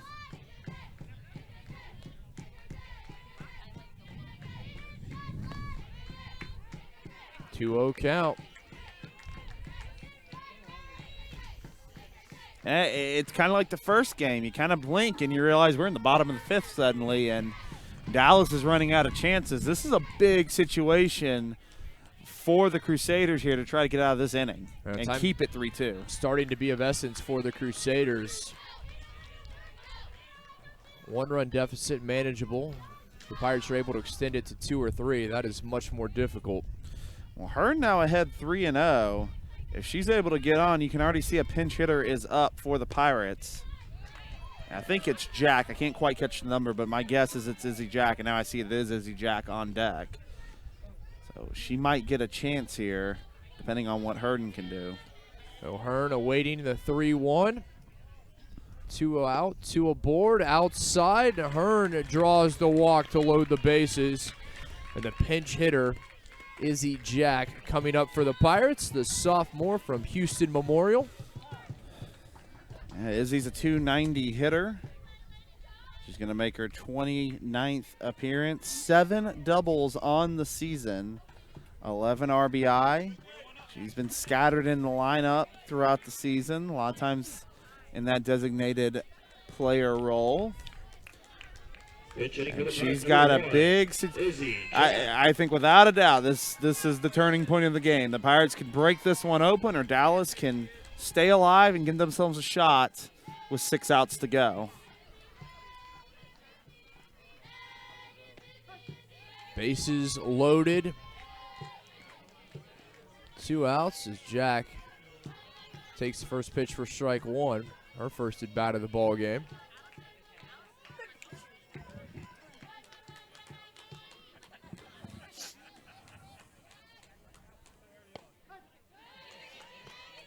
Finds herself down in the count 0-2. A couple off-speed pitches there by Watts. Really got away from the fastball, just a couple location pitches with the off-speed. See if she goes back to it or if she tries to get her to chase in this situation. This is going to go right to Underwood at first. Able to snag it and turn around to tag the bag to end the inning. And the Pirates leave the bases loaded, unable to add to their 3-2 lead as we head to the 6th.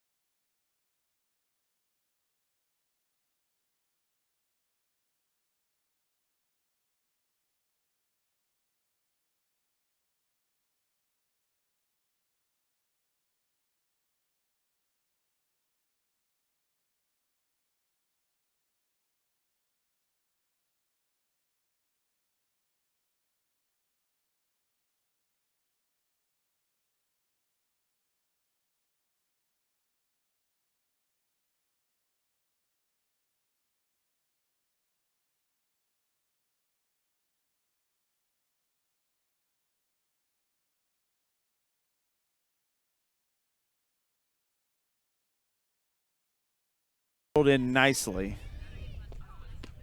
Golden, Watts, Tano, due up. As we said, and Dallas has swung the bats pretty well for the most part. They have 7 hits today, and they've left 7 runners on. Can they get some runners on here late in the game? 2-0 count to Golden.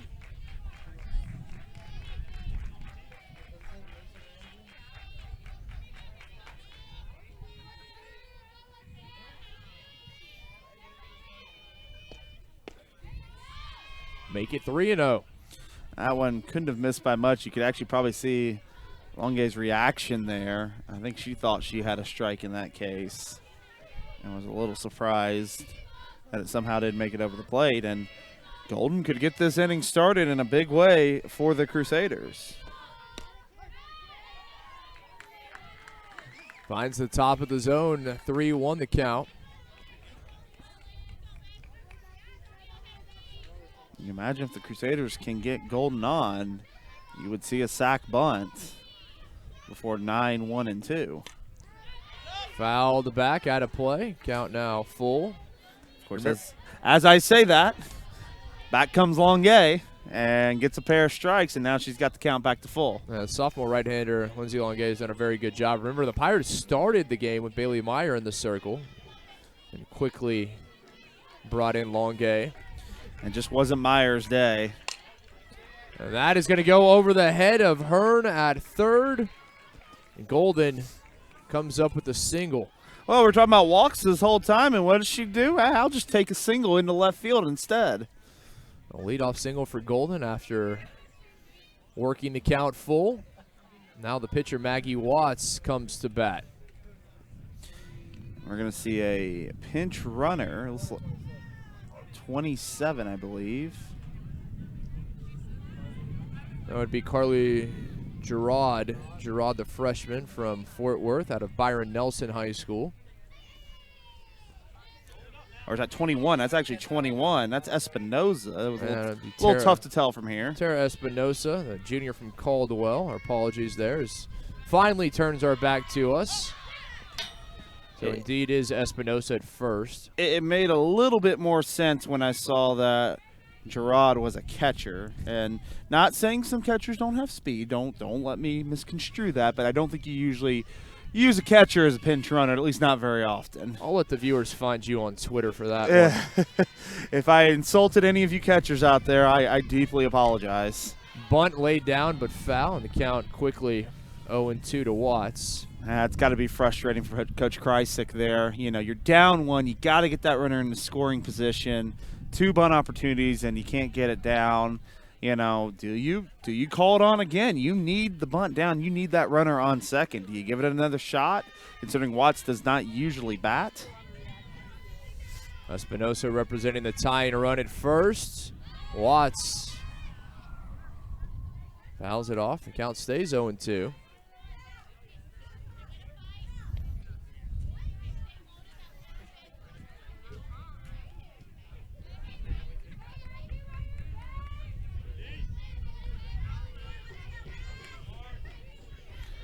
Again, we've talked about how this is a game of adjustments. Watts couldn't get the bunt down. How's she going to adjust here? Off the hands, and the diving catch made by Crosby, who's able to double up on Espinosa.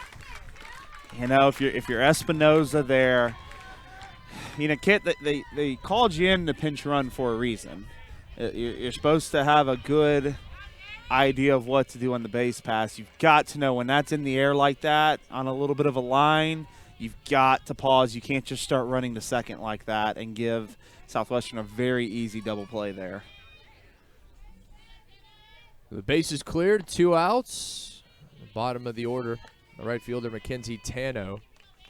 And what a turn of events that was. Great play by Crosby at second. And that's the other thing. Huge play by the Pirates. Crosby, a great job tracking that ball, making a play. And, you know, just like that, 2 outs. Now wipe out that leadoff. Down to their final 4 outs. Absolutely. Huge play. Especially, you kind of wonder, is Longuet. You just see a little bit, has missed a little bit on some of her locations. As she's starting to run a little bit out of steam. She is up to 85 pitches. And you got to remember, for Longuet, this is probably more like going into her midseason, considering when she came back. Fouled off, count evens. And so she gets it back to 2-2. That's the one thing she's done well. You started with the first batter where she fell behind 3-0 and was able to battle back. Falls behind 2-0, gets it back to 2-2. Can she finish the inning off? And then I think the other interesting part is, will she remain in going into the 7th, or will they bring Meyer in kind of her familiar role because she can re-enter, which has been kind of a closer this year. Be interesting to see. 2-2. Just off the mark. Very close there. Very, very close. A great off-speed pitch. Thought it caught the black there, but was just a little bit off. Crosby unable to get the throw in time, and that was by inches. She couldn't come up with it cleanly. And Tano safe at first. And tying run back aboard with 2 outs. Yeah, Crosby got over there, just didn't see it all the way into her glove. Still had a chance to get the play. Actually, I think she thought she kind of was taking a step towards the dugout, thought she got her at first. But Tano able to beat it out. Back to the top of the order, shortstop, Alicia Enciso. Well, the interesting part with Enciso now, Enciso is 3 for 3 today. 3 singles. Now she's coming up with somebody on base.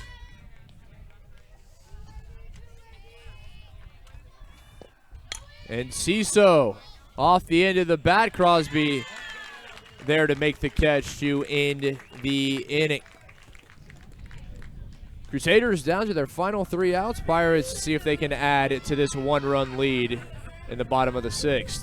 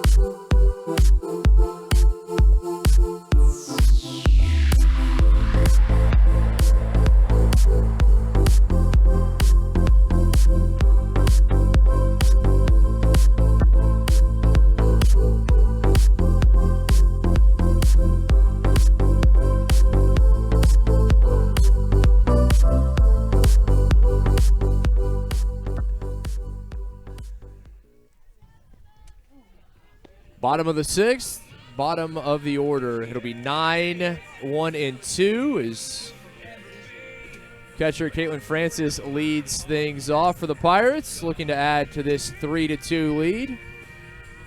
Francis is 2 of 2 with an RBI.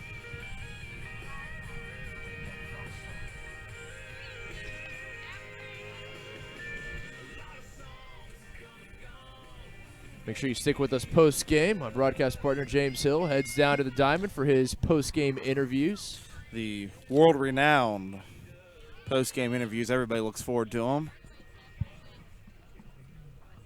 Always asking the tough questions. Always. Francis leads things off. For the Pirates, number 7, Katelyn Francis. We do see one change. Espinoza has moved to right field.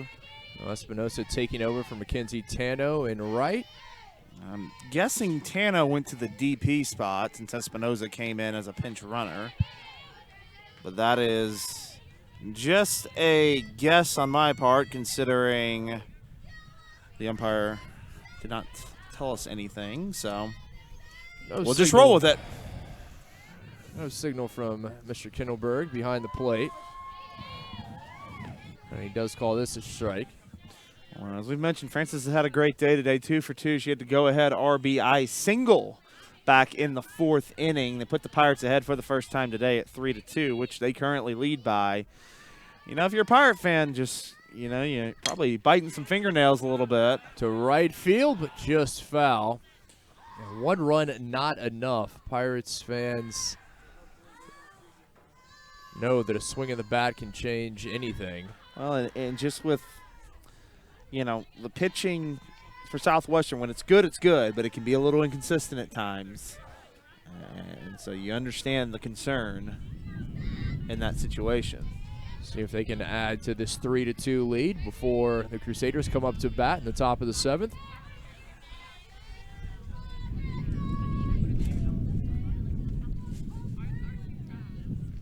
One-two, Francis, well outside. Francis just lost that one. Trying to see if they can retire Francis for the first time today. Just another one, if I'm not mistaken, Francis, a freshman on this team. Another one of these impressive first years, along with Grace Phelps, that the Pirates have brought in this year, and then the slew of sophomores we've seen just scattered throughout. Francis hammers that foul. I love Francis's aggressive approach at the plate, and when she puts bat on ball, it tends to fly, as you can see. The freshman from College Station.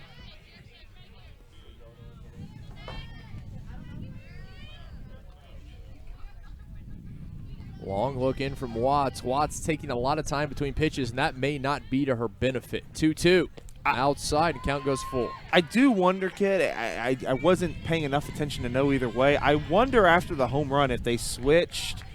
A lot of times they'll let the catcher call the game, and I wonder if they switched from the catcher calling the game to the dugout calling the game, because it's been such a delay.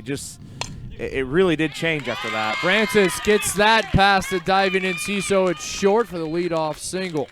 3 for 3 now. Pair of Pirates now 3 for 3.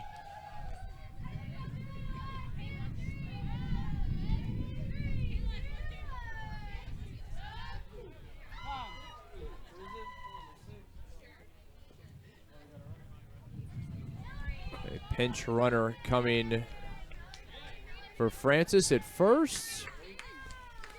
It will be Mallory Johnson, the junior, listed as an outfielder from Lorena. I wonder, there could be a Pitch chance. For the Pirates, number 8, Mallory Johnson. We can see McKenna And Zink Pirates, at the leadoff, catcher, number 6, Sydney possibly Scott. coming in for defensive purposes in the bottom half. They could also just re-enter Francis, but you've seen those two switch out a lot this season.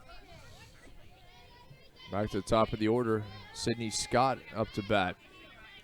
Scott's 1 for 2 today, including a walk. She singled her last at bat. We talked about it. What a leadoff hitter to have in Sydney Scott. You've got a leadoff hitter that hits close to 400. She can hit for power. She has 4 home runs on the season. She can drive runs in. She has 22 RBIs. If she gets on, she scores. She's got 38 of those this season. Underneath it to left field. Cordova is there for the first out. Just as she does trot off, she also plays right field, has a great arm. Now, Just a Pirates, 5-tool player if you've ever Silva. seen one. She can get it done in a myriad of ways.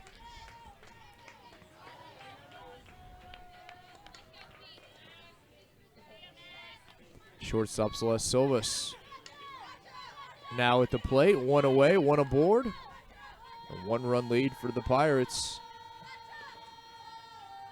It's like Watts is going to finish this game as she throws a strike. Getting up close to 100 pitches. She's at 97 right now. 65 for strikes. She really has done a nice job. She's faced some adversity, but has settled in nicely and has kept it a 3-2 game at this point. Tried to lay the bunt down, but it finds itself foul. The count moves to 0-2. We're waiting to see. That umpire came up, and we've seen it a few times this season where you go for a bunt and it hits you out of the box. You're called out. It's happened to the Pirates a few times this year. Celeste was able to stay in the box as it went off of her, and therefore she is back and ready to continue her at-bat. Long look in from Watts. Now with the 0-2, Silvas gets it through the right side. What a great piece of hitting there. You know, they kind of were shifted a little bit. Second baseman was a little more towards the bag, so it left quite an opening towards the right side. Really, it wasn't a pitch to go to right field with, but Silvas took it and just pushed it right by the second baseman. And now the Pirates are in business with the meat of the lineup coming to the plate in 3, 4, and 5. Indeed. One out, runners at first and second. Grace Phelps, 2 of 3 at the plate.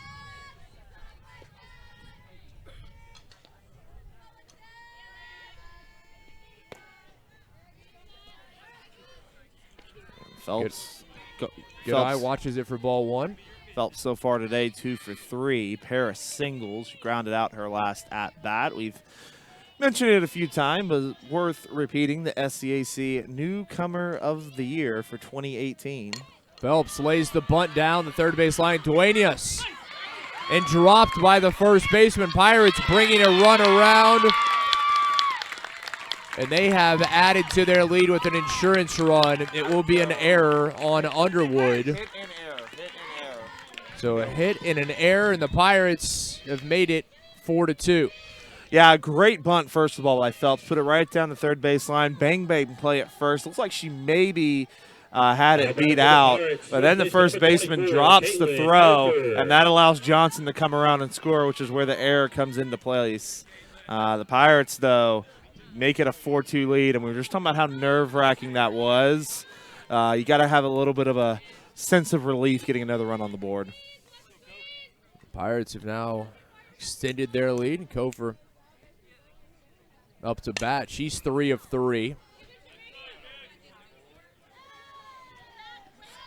Runners on the corners and a chance for the Pirates to maybe even make this 3 or possibly a 4-run advantage. Yeah, 3 for 3 on the day for Kofer. This is exactly who you want at the plate at this time.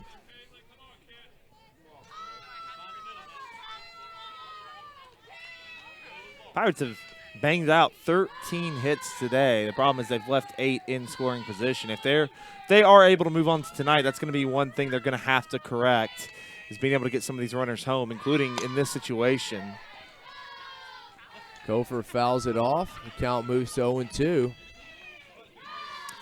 Well, we talk about how good Scott's been. Kofer as well at the plate, just been fantastic. That 372 average, you know, her 36 RBIs, which is good for third in the SCAC. Just does a good job. Kofer, third in the SCAC. Brickerell, who's on deck, fourth, tied with Phelps. Kofer to left center, and the Pirates bring an insurance run. They will hold Phelps at third, and Kofer comes up with the RBI double. I mean, just tattooed that. You know, just not the best 0-2 pitch there from Watts. If you're going to throw one over the plate like that at 0-2, Kofer is going to make you pay, and she did just that. Just drove that out into left center. Drives another run across, and the Pirates building that lead out to 5-2. Still just one out. Pirates, the pair of runners in scoring position now for their designated player, Katie Brickerell. You know Coach Fro wants to see Brickerell. She's had some opportunities with runners in scoring position. She really, in her last at-bat, was unlucky. You know, we talked about earlier in the game she came up with runners on, popped up. She came up another time with runners at first and third and hit actually a line shot, but just hit it right at the shortstop. There's another opportunity here with runners in scoring position. See if she can come through this time. Brickerell yanks it foul. The 2 huge runs, the Pirates, they came into the inning with a 1-run advantage, and they've extended it to 3. Yeah, got to be feeling a little bit better, finally getting some runs on the board. If you're Dallas, somehow, some way, stop the bleeding and get yourselves back at the plate. You really just can't afford to give up much more.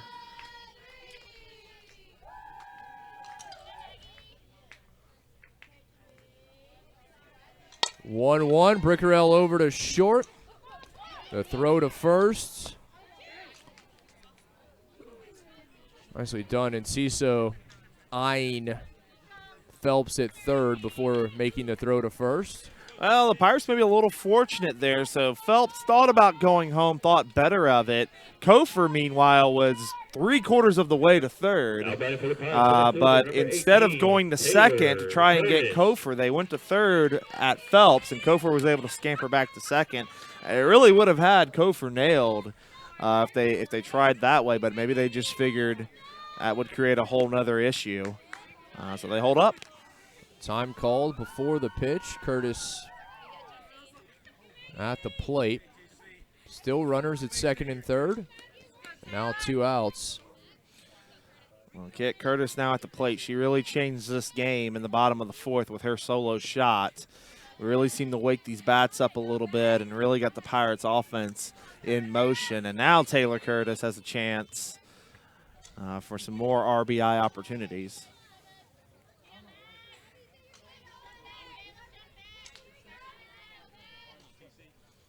.1-0 from Watts to center field. Stevenson makes the catch to end the inning, but not before the Pirates extend their lead. 2 runs, makes it 5-2. Crusaders coming up to bat in the top of the 7th. They need 3 runs to tie.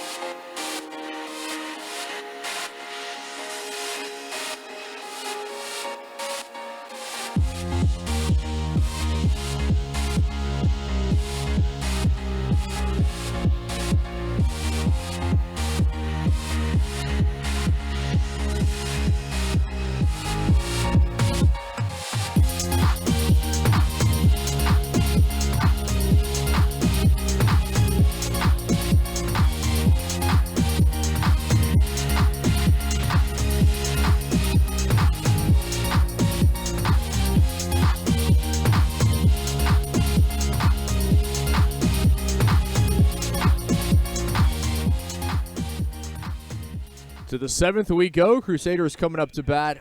They need 3 runs to tie. They have 3 outs to work with. Pirates making a change behind the plate. McKenna Zink will be taking over for Caitlin Francis. Everything else stays the same for the Pirates. See if Longuet can pick up these final 3 outs. It'll be 2, 3, and 4 coming to bat for the Crusaders. Stevenson, Duenas, and Underwood.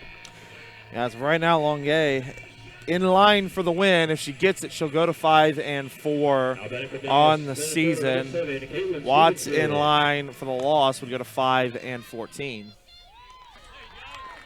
As the first pitch was grounded out to second, and just like that, 1 pitch and 1 out, Kit. Nice start. 1 pitch, 1 out. Pirates now just 2 outs away. Duenas comes to bat. Julie Duenas. Again, as we approach 3:30, our next game scheduled for 4 may start a tad bit later than expected as they give teams ample warm-up time. But it will feature the Bulldogs of Texas Lutheran and the ladies of Centenary. Centenary victorious in their quarterfinal, 4-0 over Trinity in our first game today. This will be the first game for the number 1 seeded Texas Lutheran University Bulldogs. Much heralded as the number 2 team in the country on a 49-game conference winning streak. Duenas fouls it back. 1-2 now. You got to give a lot of credit to Lindsay Longuet here today if the Pirates are able to hang on. She came in the first, was able to get out of it, keep the run total at 2. Really didn't have her best stuff early on.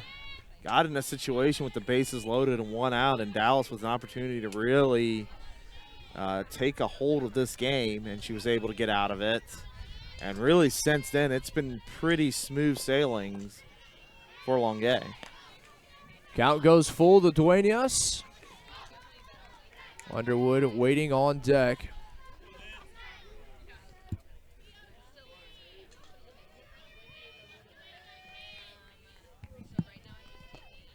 Duenas yanks it foul. And as we said, we mentioned our next game. If things hold, Southwestern will move to the 6:30 game, the first ever game under the lights at Taylor Sanders Field against Schreiner, the number 2 seed, where Dallas will move into an elimination game tomorrow morning against the Trinity Tigers. Payoff pitch, Duenas underneath it. Curtis arranges over to her left and makes the catch. Now Dallas down to their final out. Nice job by Longuet. Her pitch total up to 98 now. She may get into the hundreds as well. Number 31, Gabby Underwood. So Underwood looking for her first hit, now her 4th at bat. Over to third, picked up, and Hearn makes the throw to Kofer, and that will do it. 5-3 ends the game. The Pirates come from behind. They trailed 2-1 after the first. 2 runs in the 4th, 2 more in the 6th. And they take the game 5-2 in our second quarterfinal matchup. So the Pirates will play again this evening, 6:30 p.m. And they will take on the number 2 seeded Schreiner University Mountaineers. Don't forget, coming up next, the 1 seed, undefeated, Texas Lutheran University Bulldogs. They will take on the Centenary College ladies. Hope you'll stick with us for that. Stick with us. Coming up in just a few seconds, post-game interviews as our own James Hill heads down to the diamond. Speak with the winning side.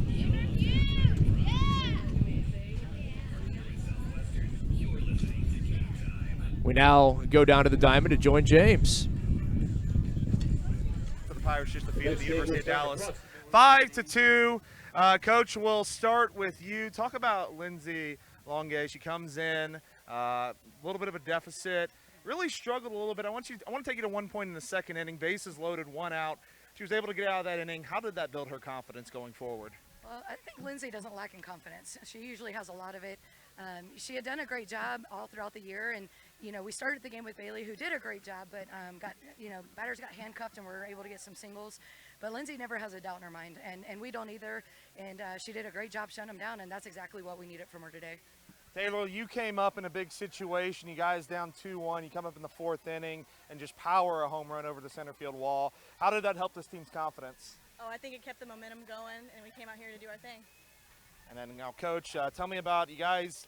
Were able to grind out quite a few hits today. Finally, we're able to kind of get it going. Add a few late runs in the 6th inning. How big was that? We won the game. This game, I knew it was going to be really hard for us because we're at home. It's a long day of waiting to play. So the fact we got the win off Dallas, who is a really good team, their record doesn't reflect how great they are. I'm proud of them for fighting through it. I'm glad we got that under our belt because now we've got to take that momentum and we've got to start from the first inning to last inning against Schreiner. Taylor, I'll get you out on this. Tell me a little bit about your teammates. Katelyn Francis has a big game today, goes 3 for 3, had a go-ahead RBI hit. Caitlin Kofer also had a big game. Just tell us about their approach, what they were able to do. Oh, man, both Caitlyns have been working hard all week to get after that, man. They are just 2 awesome teammates, and their both names are Caitlyn, so that's pretty cool. We're going to go into the Pirates are going to move on to the 6:30 game tonight. First game under the lights at Taylor Sanders Field. They'll take on number 2 Schreiner. Got to be exciting, right? It should be, yeah, it should be a good game. They'll be going on at 6:30. Our next game at 4 will feature Texas Lutheran and Centenary. Thanks, James. The final in our second quarter final, the Pirates by the Crusaders 5-2. The Pirates move to take on the number 2 seed Schreiner University Mountaineers tonight at 6:30, and the Crusaders will play in an elimination game tomorrow morning.